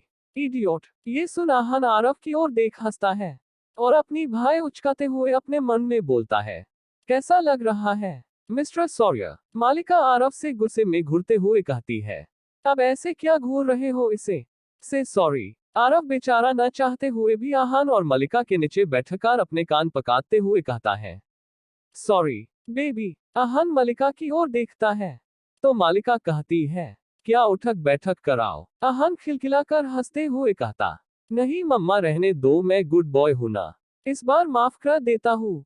आरव उन दोनों को बड़े ही प्यार से देख रहा था। आज पहली बार आहान को इतना खुलकर हंसते हुए देखा था। उसे ये सब देख एक सुकून का एहसास हो रहा था। वो अपने मन में कहता है, यही तो चाहता हूँ मैं, मेरी फैमिली। मेरी जान, मलिका आहान के गालों पर किस करते हुए कहती है, आप बहुत अच्छे बच्चे हो, पर अब मुझे ये बताओ कि आप किस स्कूल में पढ़ते हो। आहान बोलता है, मम्मा मैं किड्स स्कूल में जाता हूँ। आपको पता है मैं हमेशा फर्स्ट आता हूँ। मैं तो मिस्टर सॉरियर से भी ज्यादा तेज हूँ। मालिका उसके गाल को प्यार से सहलाते हुए कहती है, इसमें भी कोई शक है बेबी, इसे तो कुछ भी नहीं आता। इटा बोल दोनों हंसने लगते हैं। वही बेचारा अरब अपना मुंह लटकाए बैठा हुआ था। वैसे आपने बताया नहीं आप यहाँ कैसे आए। आहान आरव की ओर देखते हुए कहता है, ये है ना मिस्टर डरपोक। मालिका उसके ऐसे क्यूट क्यूट बातें सुनन स्माइल करते हुए कहती है, मिस्टर सॉरियर से प्रोमोट होकर मिस्टर द्रपोक, नोट बैड चेरी। आरव मासूमा सी शकल बनाते हुए कहता है, बोस बस सब ऐसे ही मेरी मासूमियत का फायदा उठाते हैं। तभी केबिन का दूर नोक होता है और राजीव अंदर आता है। मलिका कहती है, हाँ बोलो राजीव। राजीव एक पल को उन तीनों को देख अपने मन में कहता है, कितने अच्छे लग रहे हैं ये तीनों, बिल्कुल परफेक्ट फैमिली। उसे ऐसे सोचते देख आहान कहता है, मिस्टर राजीव बोलो भी, ऐसे घूर कर क्यों देख रहे हो। राजीव ये सुन घबरा जाता है और फिर जल्दी से बोलता है, जी छोटे बॉस, बॉस वो आपकी मीटिंग का टाइम हो गया है। मलिका कहती है, आज की मेरी सारी मीटिंग कैंसिल कर दो। आरव कहता है, बॉस मैं आहान के साथ हूँ, आप जाओ, मैं इसे इसके स्कूल भी छोड़ दूंगा। आहान अपना सर मलिका के गर्दन में छिपाते हुए कहता है, नो मम्मा। मलिका राजीव से कहती है, जाओ अब, अंदर किसी को मत आने देना। राजीव कहता है, जी बॉस, और वो वहां से निकल जाता है। मालिका आरव से कहती है, क्या तुम इसके मॉम डैड को जानते हो। आरव कहता है, जी जी बॉस, क्या वे इसके साथ नहीं रहते। आरव कहता है, बॉस आप तो जानती है, आजकल सब पैसों के पीछे भाग रहे हैं। इसकी मम्मा और डैड दोनों ही काम के सिलसिले में बाहर ही रहते हैं, इसलिए इसे जो भी अच्छा लगता है उसे मम्मा बोलता है। आहान कहता है, क्या आपको अच्छा नहीं लगा मैंने आपको मम्मा बोला तो। मलिका कहती है, ऐसी कोई बात नहीं, मुझे बहुत अच्छा लगता है। बेबी आपको भूख लगी होगी ना, चलो हम कहीं बाहर चलते हैं और आपकी पनाह की चीजें खाएंगे। आहान कहता है, मम्मा मैं तो ढेर सर आइसक्रीम खाऊंगा। मलिका कहती है, ओक मैं भी खाऊंगी। तभी यह कहता है, नहीं, तबीयत खराब हो जाएगी, आइसक्रीम खोगे। उसकी बात पर दोनों एक साथ बोलते हैं, हु आर यू। इटा बोल दोनों हाई फाई देते हुए हंसने लगते हैं। बेचारा आरव वो बस उन दोनों को देखता ही रह जाता है। इधर सिंह कंपनी में विराज अपने केबिन में बैठा हुआ था और एक फाइल पते हुए उस पर साइन कर रहा था कि तभी उसके केबिन का डोर नॉक होता है। विराज के कमिंग बोलते ही एक लड़की अंदर आती। वो ऑफिस यूनिफॉर्म में काफी फॉर्मल लग रही थी। वो करीब 25 या 26 साल की होगी। उसके आते ही विराज उससे कहता है, रेहाना पता चला। रेहाना जो विराज की सेक्रेटरी है, वो बोलती है, ये सर, वो लड़की कोई आम लड़की नहीं है, वो एक डॉक्टर है। विराज कहता है, और तो जंगली बिल्ली डॉक्टर, ये तो बहुत अच्छी बात, अब इलाज तो करवाना होगा ना। तभी रेहाना कहती है, सर ये इतना आसान नहीं है, वो हॉट स्पेशलिस्ट है और उनका अपॉइंटमेंट लेना इतना भी आसान नहीं है। विराज थोड़ा कड़क आवाज में कहता है, तुम इंडिया के नंबर 1 कंपनी के वाइस प्रेसिडेंट के सेक्रेटरी होने के बाद भी ये बोल रही हो। रेहाना कहती है, सॉरी सर। विराज कहता है, क्या आज भाई आए हैं। रेहाना कहती है, नहीं सर, प्रेसिडेंट आज भी नहीं आए हैं। विराज कहता है, ये भाई भी ना, दो बड़े भाइयों के होने के बाद भी सब मुझे संभलना पड़ता है। घूमने खेलन मौज के उम्र में बिजनेस संभालो, कितने जुल्म करते हैं मुझ पर। ये सुन उसकी सेक्रेटरी हंसने लगती है। विराज कहता है, हंसो मत, उसकी अपॉइंटमेंट लो। इधर मालिका के केबिन में आहान बार बार मालिका के गालों पर किस कर रहा था और मालिका भी उसके गालों पर प्यार से किस कर रही थी। वही आरव माँ बेटे का प्यार देख जल भुंज कर राख हो रहा था। अब उसे उन दोनों से खुद इग्नोर होता देख बर्दाश्त नहीं हो रहा था। वो उनके करीब जाता है और कहता है, बॉस आहान को मुझे दे दीजिए। मालिका उसे घूरते हुए कहती है, क्यों, तुम्हें क्यों दूं। आरव कहता है, बॉस आपका हाथ दुख गया होगा ना, दीजिए मैं लेकर चलता हूं ना। मालिका कहती है, क्या तुम हमारे साथ जा रहे हो। आरव कहता है, जी बॉस। मालिका कहती है, क्या हमने कहा कि तुम हमारे साथ जा सकते हो? वही आहान अपने मॉम डैड की बातें सुन अपने मुंह पर हाथ रख हंस रहा होता। आरव उसे हंसता हुआ देख कहता है, बॉस आप बुरे हो, कम से कम बच्चे के सामने तो मेरी बेइज्जती कीजिए ना। मालिका आहान से पूछती है, क्या कहते हो, इसे ले चले? इस बात पर आहान थोड़ा सोचने की एक्टिंग करते हुए कहता है, मम्मा मेरा मन तो नहीं है, पर फिर भी ले चलो, है तो मेरा दोस्त ही ना। मालिका स्माइल करते हुए कहती है, ओके बेबी, लेट्स गो। इटा बिल वो अपने केबिन से बाहर चली जाती है। बेचारा आहान वो भी उनके पीछे पीछे बाहर निकलता है। बाहर राजीव खड़ा होता। मालिका कहती है, राजीव, मैं 1 घंटे में वापस आऊंगी। राजीव कहता है, जी बॉस। मालिका इटा बोल अपने प्राइवेट लिफ्ट में घुस जाती है। इधर पुलिस स्टेशन के एक बड़े से हॉल में बड़े बड़े पुलिस अधिकारी बैठे हुए थे। ये सभी स्पेशल कोप्स थे। सामने दीवार के स्क्रीन पर कुछ तस्वीरें दिख रही थी और वहां उन सब का हेड खड़े होकर बोल रहे थे। वो करीब 60 साल के होंगे, पर फिर भी उनके चेहरे पर एक अलग ही चमक थी। जैसा कि अभी अभी आप लोगों ने देखा कि जितने भी लोग स्क्रीन पर थे वे सभी खुदकुशी करने से 5-10 मिनट पहले तक खुश थे, और फिर अचानक से वे खुदकुशी कर ले रहे। जैसे कि आप इस आदमी को देख रहे हैं। ये मॉल में हंसते हुए इंटर करता है, पर वो मॉल से निकलते ही गाड़ी के आगे आकर खड़ा हो गया। कुछ इसी तरह से लगभग 10 लोग पिछले 7 दिन में खुदकुशी कर चुके हैं। इसलिए आप लोग सतर्क हो जाए और शहर के चारों ओर फैल जाए। चाहे वो मॉल हो, हॉस्पिटल हो, मूवी थिएटर हो, शहर के कोने कोने पर फैल जाए। अपने आदमियों को लगा दीजिए। ये सिर्फ हमारे शहर में ही नहीं, ऐसा केस कुछ और शहरों में भी देखने को मिल रही है। इसलिए आप सब सतर्क रहे और पता लगाए कि ये 5 या 10 मिनट के अंदर ऐसा क्या होता है। कुछ ही देर वहां से सभी लोग उस केस के बारे में बात करते हुए वहां से बाहर निकल जाते हैं। सबके जुबान पर यही था, ऐसा मिस्टीरियस डेथ तो हम पहली बार देख रहे हैं कि लोग खुद को ही मार ले रहे हैं। ऐसे में हम किसे पकड़ेंगे? वही राबी जब वहां से बाहर जाने लगी तभी उसे हेड रोकते हुए कहते हैं, ग्रुप जेड। ये सुन राबी रुक जाती है और कहती है, जी हेड। हेड कहते हैं, राबी मेरा चालबाज मेरा शेर कहाँ है? राबी कहती है, सर वो अभी दूसरे मिशन पर है। हेड कहते हैं, वो जहां भी है उससे कांटेक्ट करो और बोलो मुझसे आकर मिले, एजेंट है। राबी कहती है, जी सर मैं आपकी बात उस तक पहुंचाने की कोशिश करूंगी। इटा बोल वो बाहर निकल जाती है और मुंह बनाते हुए कहती, सब उसी के गुण गाते हैं। मैं कैप्टन तो बस नाम की हूँ, बाकी सब तो उसी की बात मानते हैं। इस केस को तो मैं ही सॉल्व करूंगी। पता नहीं पर ऐसा क्या होता है जो लोग हंसते हंसते अपनी जान खुद ले ले रहे हैं। इधर एक रेस्टोरेंट के प्राइवेट कमरे में मालिका, आहान और आरव तीनों बैठे हुए थे। आहान और मलिका मजे से आइसक्रीम खा रहे थे। वही बेचारा आरव उनको बस खाते हुए देख रहा था। उनको इतने मजे से आइसक्रीम खाते देख आरव का भी मन हुआ कि वो भी खाए। इसलिए वो एक स्पून लेकर मालिका के आइसक्रीम बॉल से थोड़ी आइसक्रीम लेने की कोशिश करता है, पर तभी आहान चिल्लाता है, मम्मा। जिसे सुन आरव और मालिका दोनों ही आहान की ओर देखने लगते हैं। आहान मालिका से कहता है, मम्मा अपना आइसक्रीम बचाओ। मालिका अपने बॉल की ओर देखती है जहां आरव के हाथ मालिका के बॉल की तरफ बढ़े हुए थे, जो आहान के चिल्लाने की वजह से वहीं पे रुक गए थे। मालिका झट से अपने बॉल को वहां से उठा लेती है और दोनों माँ बेटे बेचारे आरव को घूरने लगते हैं, जैसे कि आरव चोरी करते हुए पका गया हो।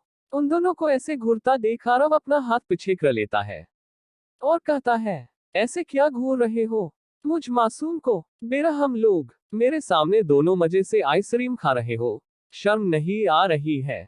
मालिका कहती है, क्यों आएगी, तुम्हें तो नहीं खाना था ना, तुम तो हमें भी रोक रहे थे, अब क्या हुआ? आरव कहता है, हाँ इसलिए रोक रहा था ना, अब तक आप दोनों ने मिलकर पूरे 10 अरबा खा चुके हो, और तो और मेरे हिस्से का भी खा गए। आहान कहता, मिस्टर डरपोक एक और मंगा लो। आरव कहता है, हाँ हाँ ताकि तुम दोनों उसे भी मुझसे छीनकर खा लो। ये सुन मालिका और आहान दोनों ही अपने मुंह पर हाथ रख हंसने लगते हैं। वे दोनों बिल्कुल एक जैसी हरकतें कर रहे थे। आरव कहता है, आहान स्कूल के छुट्टी का वक्त हो गया है, चलो मैं तुम्हें छोड़ देता हूँ। ये सुन मालिका और आहान दोनों के चेहरे लटक जाते हैं। मालिका आहान को अपने गोद में बैठा लेती है उन दोनों के मुरझाए चेहरे को देख आरव के दिल में एक दर्द होता है। वो अपने मन में कहता है, आहन बेबी डैडी की बात मानो, अभी सही वक्त नहीं आया है। आहन आरव की बात सुन मालिका के गले लगकर कहता है, मम्मा अब मुझे जाना होगा, पर मैं आपसे फिर मिलने आऊंगा। मलिक उदास होते हुए कहती है, चलो मैं तुम्हें छोड़ देती हूँ। आरव कहता है, नहीं बॉस, मैं छोड़ दूंगा इसे। मलिका कुछ कहती उससे पहले उसका फोन बजने लगता है। मालिका देखती है राजीव का कॉल आ रहा था। मालिका कॉल पिक करती है और राजीव का बात सुन कहती है, ठीक है मैं आ रही हूँ। इटा बोल वो आहान की ओर देखती है और कहती है, बेबी आप मिस्टर डरपोक के साथ जाना चाहते हो?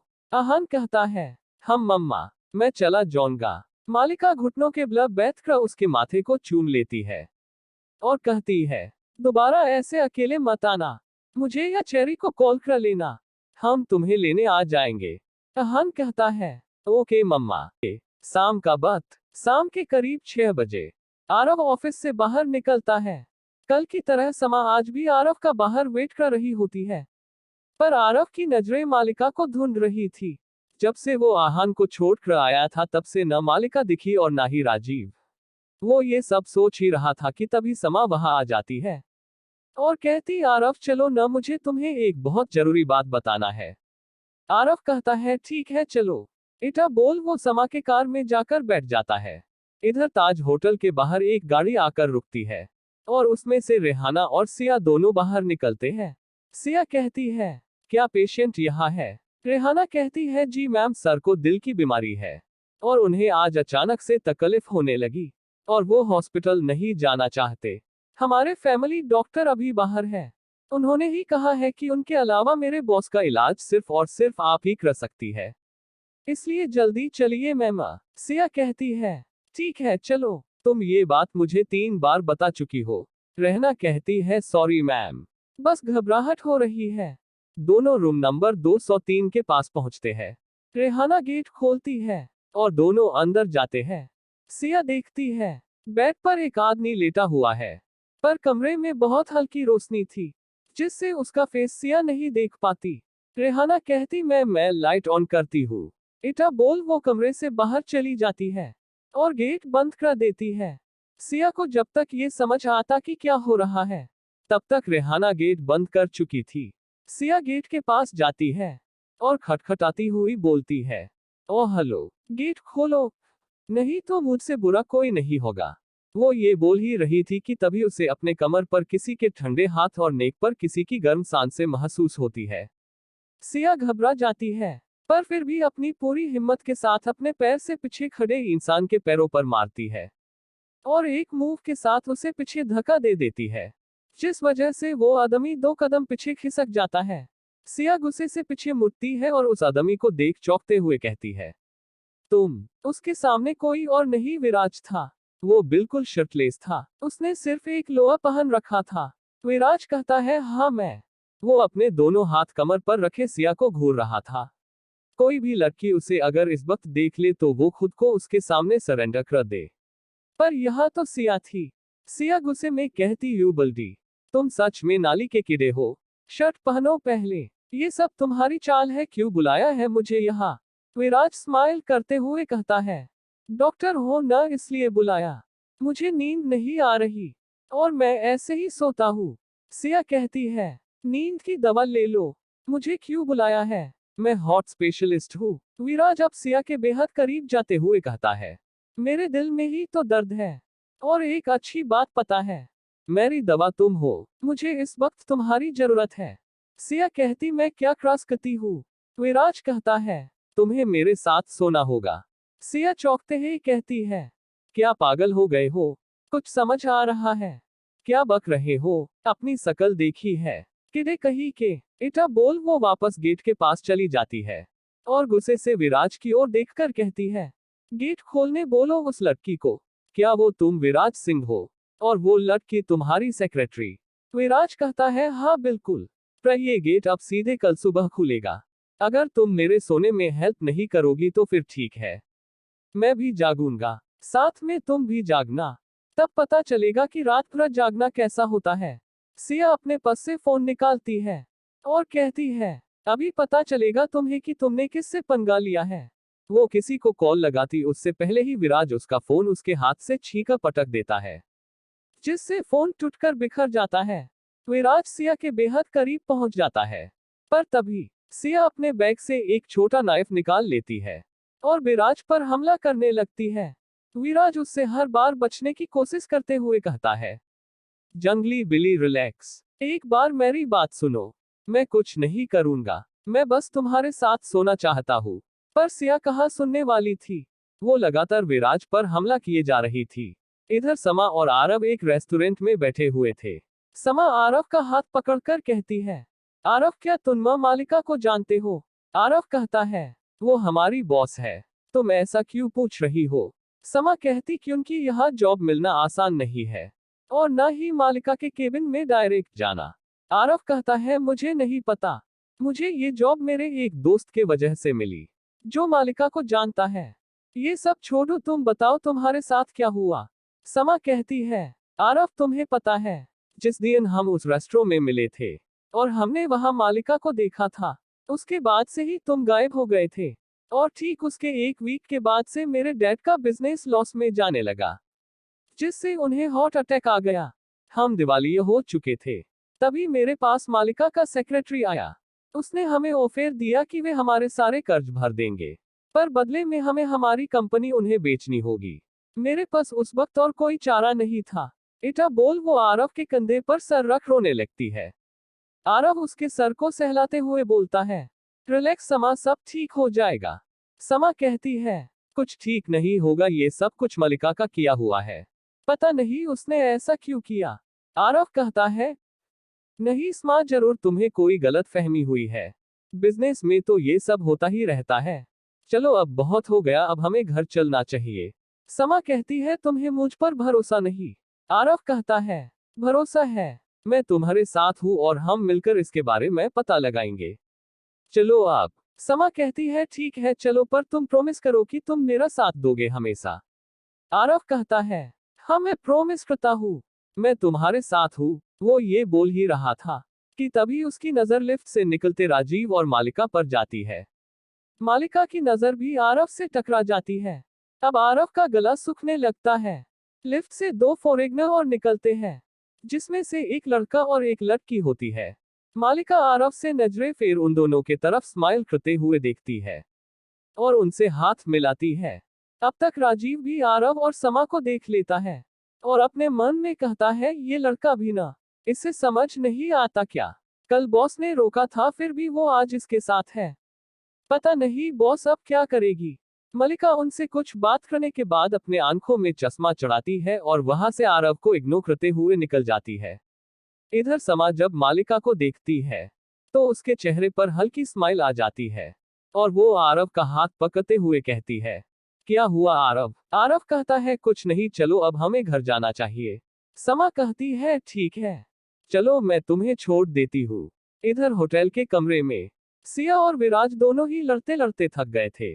दोनों की ही सांसें फूलने लगी थी, पर दोनों में से कोई हार मानने को तैयार नहीं था। सिया बार बार विराज पर हमला कर रही थी और विराज हर बार उस हमले को नाकाम कर रहा था। अब विराज फाइनली एक फास्ट मूव करते हुए सिया के पीछे चला जाता है और उसके दोनों हाथ पकड़कर उसे उसका फेस दीवार से लगाते हुए कहता है, जंगली बिली रिलैक्स। सिया का फेस इस वक्त बुरी तरह से लाल हो चुका था, पर फिर भी वो खुद को छुड़ाने की कोशिश करते हुए गुस्से में कहती है, नाली के कीड़े, छोड़ो मुझे। विराज झट से उसे अपनी ओर पलट देता है और अपना पूरा भार उस पर देते हुए सिया का पीठ दीवार से लगा देता है। वो विराज के सीने पर मारने लगती है, पर विराज उसका हाथ पकड़ लेता है और उसके दोनों पैरों को भी अपने पैरों में फंसा लेता है। वो उसके दोनों हाथों को उसके सर के ऊपर करते हुए अपने होठ सिया के होठों पर रख देता है और उसे सख्त करने लगता है। सिया एक पल को जम सी जाती है, पर अगले ही पल जब उसे एहसास होता है तो खुद को उससे छुड़ाने की कोशिश करने लगती है, पर वो उसे हिला भी नहीं पा रही थी। सिया जब कुछ नहीं कर पाए तो वो विराज के होठों को बाइट कर लेती है, पर विराज उसके होठों को छूने के बजाय उसे और डीपली किस और बाइट करने लगता है। सिया के मुंह से एक दर्द भरी आह निकलती है, जिसका फायदा उठाकर विराज उसके टंग से अपने टंग को उलझा देता है और उसे फ्रेंच किस करने लगता है। सिया के होठों से ब्लड आने लगता है। अब सिया समझ चुकी थी कि वो उसे नहीं रोक सकती। वो खुद को ढीला छोड़ देती है। विराज उसे डीपली किस करते हुए अपने एक हाथ से सिया के बॉडी को एक्सप्लोर कर रहा था। सिया की सांसें ऊपर नीचे हो रही थी। 10 मिनट हो चुके थे। सिया को अब सांस लेने में दिक्कत हो रही थी। पर विराज उसमें खोता ही जा रहा था। वो उसके होठों को ऐसे सक कर रहा था जैसे कि वो कितने वर्षों से प्यासा हो और उसकी प्यास बुझने का नाम ही नहीं ले रही हो। सिया के आंखों से आंसू गिरकर उसके होठों के पास जाती है। विराज को जब ये एहसास होता है तो वो अपनी आंखें खोल सिया को देखता है, जिसकी आंखें बंद थी, पर उसमें से आंसू बहकर होठों तक आ रहे थे।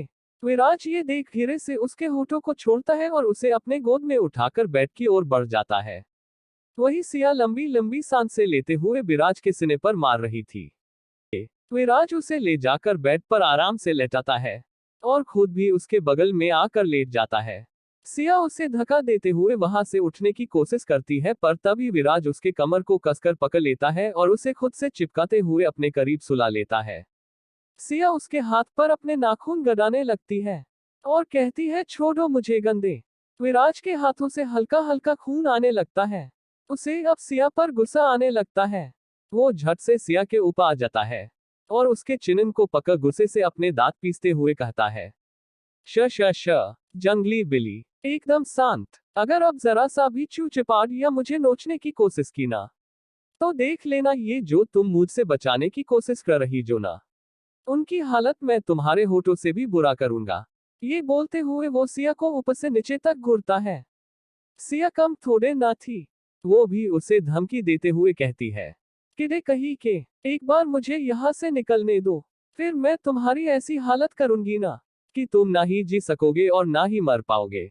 उसकी ऐसी धमकी सुन विराज हंसने लगता है और कहता है, ओ मेरी जंगली बिल्ली, तुम भी ना। इटा बोल वो उसके होठों को रफली अपने अंगूठे से रब करते हुए कहता है, अगर मैं चाह जाऊं ना, तो तुम्हारी ऐसी हालत होगी कि सुबह तक तुम इस बेड से उतर भी ना सकोगी।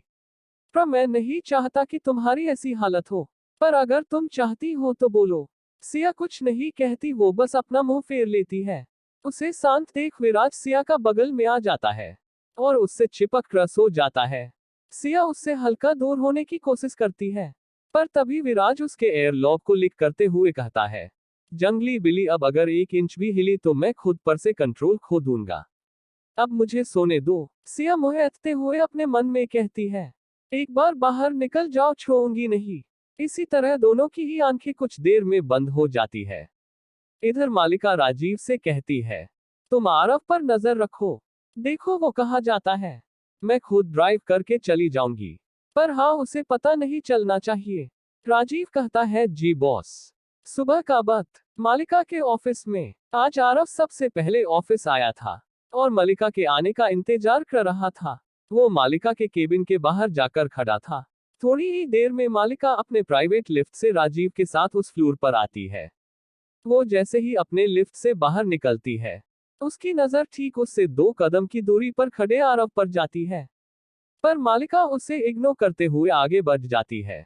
आरव मालिका के पास जाने की कोशिश करता है, पर राजीव उसे रोकते हुए कहता है, आरव अभी तुम बॉस से नहीं मिल सकते, बाद में आना। आरव कहता है, नहीं, मुझे अभी मिलना है बॉस से, मुझे जाने दो। राजीव कहता, बॉस का ऑर्डर, वो अभी किसी से भी नहीं मिलना चाहती, खासकर तुमसे। पर आरव नहीं मानता, वो जबरदस्ती मालिका के केबिन में घुस जाता है। मालिका उसे देख गुस्से से चिल्लाती है, राजीव, तुमसे एक काम भी ढंग से नहीं होता, निकलो इसे, नहीं तो खुद निकल जाओ यहाँ से। ये सुन राजीव आरव के पास आता है और उससे रिक्वेस्ट करते हुए कहता है, आरव प्लस इस वक्त यहाँ से चले जाओ, बॉस गुस्से में है, वो मुझे निकल देंगी। आरव मालिका को घूरते हुए वहां से निकल जाता है। इधर होटल के कमरे में सिया की आंखें खुलती है। वो एक लंबी सांस लेती है। ऐसा लग रहा था जैसे कि उसका दम घुट जाएगा। खुद को किसी के बाहों में जका हुआ देख एक पल को तो वो हैरान हो जाती है, पर फिर उसे कल की सारी बातें याद आती है। वो अपने दांत पीसते हुए कहती है, गंदी नाली के कोचक्रोच, छोड़ूंगी नहीं तुझे। इटा बोल वो धीरे धीरे विराज के हाथों को अपने कमर से हटाने की कोशिश करने लगती है, पर तभी विराज उसे और कसकर पकड़ते हुए उसे अपने उपकर देता है और कहता है, जंगली बिल्ली प्लस थोड़ा और सोने दो। सिया कहती, जाग रहे हो तुम, छोड़ो मुझे, नहीं तो नोच लूंगी तुम्हें। विराज करवट बदलते हुए सिया को किसी तकिए की तरह अपनी दूसरी ओर कर लेता है और उसके नेक पर अपने होठ रखते हुए कहता है, नोच लो, फिर मैं भी अपनी भूख मिटाऊंगा। अब सिया लाचार हो जाती है। वो थक चुकी थी। वो विराज से रिक्वेस्ट करते हुए कहती है, प्लस जाने दो न, सुबह हो गई है। विराज कहता है, ठीक है न, चली जाना, बस थोड़ा देर और सोने दो। हिलो इटा बोल वो सिया के नेक में अपना फेस घुसा कर सो जाता है। वही बेचारी सिया बस लाचार होकर वही लेटी रहती है। इधर मालिका के ऑफिस में आरव बेमन से अपना काम कर रहा था। तभी वहां कुछ लोग आपस में कुछ फुसफुसाने लगे। आरव सुनने की कोशिश करता है। उसे एक लड़की की आवाज सुनाई देती है, जो दूसरी लड़की से कह रही थी, अरे गैस करो, अभी अभी मैंने बॉस के केबिन में किसे जाते हुए देखा है। दूसरी लड़की है, कहती, किसे देख लिया, कहीं कोई हैंडसम लड़का तो नहीं। वो लड़की कहती है, नहीं, उनके हस्बैंड को देखा, इसलिए अभी उनके केबिन में त जाना, डिस्टर्ब हो जाएंगी ना। इटा बोल दोनों हंसने लगती है। वही ये सुन आरव के गुस्से का ठिकाना नहीं रहता। गुस्से से उसके हाथ पैर फूलने लगते हैं। वो अपने सीट से उठता है। तभी वहां पर रघु, जो उस डिपार्टमेंट का इंचार्ज था, वो आ जाता है और आरव से कहता है, आरव अभी के अभी मेरे केबिन में आओ। पर आरव को कहा अब किसी की बातें सुनाई दे रही थी। वो बिना कुछ कहे लिफ्ट की ओर बढ़ जाता है। पीछे से रघु चिल्लाते रह जाता है, तुम्हें सुनाई नहीं दे रहा? तुम कहाँ जा रहे हो? ओ ए लड़के, जॉब से हाथ धोना है क्या? पर आरव अब कहाँ सुनने वाला था। वो सीधा मालिका के फ्लोर का बटन दबा देता है। इधर मालिका के केबिन में राहुल मालिका के सामने खड़ा था। मलिक राहुल को बिना देखे ही कहती है, बोलो क्यों आए हो? राहुल कहता है, वो मालिका, डैडी चाहते हैं कि तुम आज रात घर आओ और साथ में डिनर करो। मालिका गुस्से से उसे घूरते हुए कहती है, तुमने अभी तक उन्हें सच नहीं बताया है। राहुल रिक्वेस्ट करते हुए कहता है, मालिका, तुम तो जानती हो उनको एक्सीडेंट के 4 साल बाद होश आया है और डॉक्टर ने साफ साफ कहा है कि उन्हें ऐसी कोई बात ना बताई जाए जिससे उनके दिमाग पर असर हो, नहीं तो वो हमेशा हमेशा के लिए कोमा में जा सकते हैं। प्लस बस कुछ ही देर की बात है, तुम बस डिनर करके निकल जाना। तुम मुझसे नफरत करती हो, पर मेरे डैड की इन सब में कोई गलती नहीं है। वो तुम्हें मुझसे भी ज्यादा चाहते हैं। मालिका कुछ सोचते हुए कहती है, ठीक है, मैं आज जाऊंगी, अब तुम जाओ यहाँ से। इटा बोल वो अपने काम में लग जाती है। वही जब आरव मलिका के केबिन के पास पहुंचता है तो देखता है राहुल स्माइल करते हुए केबिन से बाहर निकल रहा है। आरव गुस्से से उसे ऊपर से नीचे तक स्कैन करता है। वही राहुल भी आरव को एक नजर देखते हुए लिफ्ट में घुस जाता है। आरव इस वक्त इतना गुस्सा में था कि वो किसी के दिल की बात भी नहीं सुन पा रहा था। वो सीधा मलिका के केबिन की ओर बढ़ जाता है। वो जैसे ही अंदर जाने को होता है, राजीव फिर उसे रोक लेता है। आरव अपने दांत पीसते हुए कहता है, हट जाओ मेरे रास्ते से, नहीं तो जान से जाओगे। राजीव एक पल को आरव के इस रूप को देखता ही रह जाता है, पर अगले ही पल वो आरव के हाथ को पकड़ रोकते हुए कहता है, बॉस का ऑर्डर है, तुम उनसे नहीं मिल सकते। आरव गुस्से में राजीव को एक धक्का दे देता है, जिससे राजीव कुछ दूर जाकर गिर जाता है। वही आरव मलिका के केबिन के अंदर चला जाता है। मालिका अपने सर को चेयर से टिकाकर आंखें बंद किए हुए बैठी थी। आरव गुस्से में जाता है और मालिका के हाथ को पकड़ उसे चेयर से खींचते हुए खड़ा करता है और कहता है, बॉस वो यहाँ क्यों आया था? मालिका उसकी इस हरकत से गुस्सा हो जाती है और अपना हाथ छोड़ाते हुए कहती है, तुम्हें मैंने नहीं बुलाया है। तुम यहाँ मेरे केबिन में मेरे इजाजत के बिना नहीं आ सकते। मैं तुम्हारी बॉस हूँ। आरव मलिका के कंधे को पकड़ दोबारा अपने दांत पिसते हुए कहता है, वो यहाँ क्यों आया था? मालिका आन जान बनते हुए कहती है, किसकी बात कर रहे हो? आरव कहता है, आपके सो कॉल्ड हस्बैंड की। मलिका स्माइल करते हुए कहती है, इसमें पूछने वाली कौन सी बात है? मुझसे मिलने ही आया होगा ना?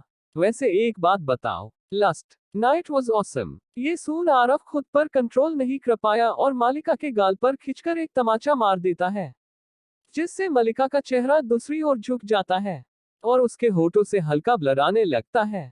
मालिका गुस्से से आरव के कॉलर को पकड़ लेती है और अपने दांत पिसते हुए कहती है, हाउ डेयर यू चेरी। पर आरव आज कहाँ मलिका से डरने वाला था। आरव मलिका के चिन्ह को पकड़ उसे दबाते हुए कहता है, यही सवाल मुझे आपसे पूछना चाहिए, हाउ डेयर यू। एक बार फिर आपने वही किया। मुझे आपसे घिन आ रही है। क्या आपसे एक रात भी नहीं रहा जाता? मैं भी पागल हूं जो सोच बैठा था कि आप मुझसे प्यार करती हो। सच तो यह है कि आप कभी किसी एक की नहीं हो सकती हो।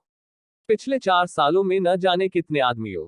वो इससे आगे कुछ बोलता मालिका भी उसे एक थप्पड़ लगा देती है और कहती है, अपनी हद भूलो। आरव कहता है, क्यों बुरा लग रहा है? करने में अच्छा लगता है। हाँ, इटा बोल। आरव मलिका का हाथ पकड़ उसे खींचते हुए केबिन से लगे कमरे में ले जाने लगता है। मलिका उससे अपना हाथ छोड़ाते हुए कहती है, तुम पागल हो गए हो, छोड़ो मुझे नहीं तो जान से मार दूंगी। आरव गुस्से में मलिका को शावर के नीचे खड़ा करते हुए कहता, आपने पहले ही मुझे मार दिया बॉस। अब जी कर भी क्या करूंगा? मुझे तो अब खुद से नफरत हो रही है। इटा बोल वो मालिका के चेहरे को पकड़ते हुए कहता, कहाँ कहाँ टच किया है उसने आपको? यहाँ यहाँ या फिर यहाँ? वो मलिका को जहां तहां टच करते हुए बोल रहा था। वो इस वक्त सच में कोई सनकी लग रहा था। मलिका कहती है, आरव होश में आओ। तुम पागल हो गया हो। छोड़ो, दर्द हो रहा है मुझे। पर आरव पर मलिका के बातों का कोई असर नहीं होता। वो बस अपने धुन में बोले जा रहा था। Last night was awesome. मतलब आप दोनों के बीच। इटा बोल वो मलिका को पीछे धक्का दे देता है और अपने बाल नोचने लगता है। मालिका की तो अब बोलती बंद हो गई थी। वो बस आरव को देखे जा रही थी।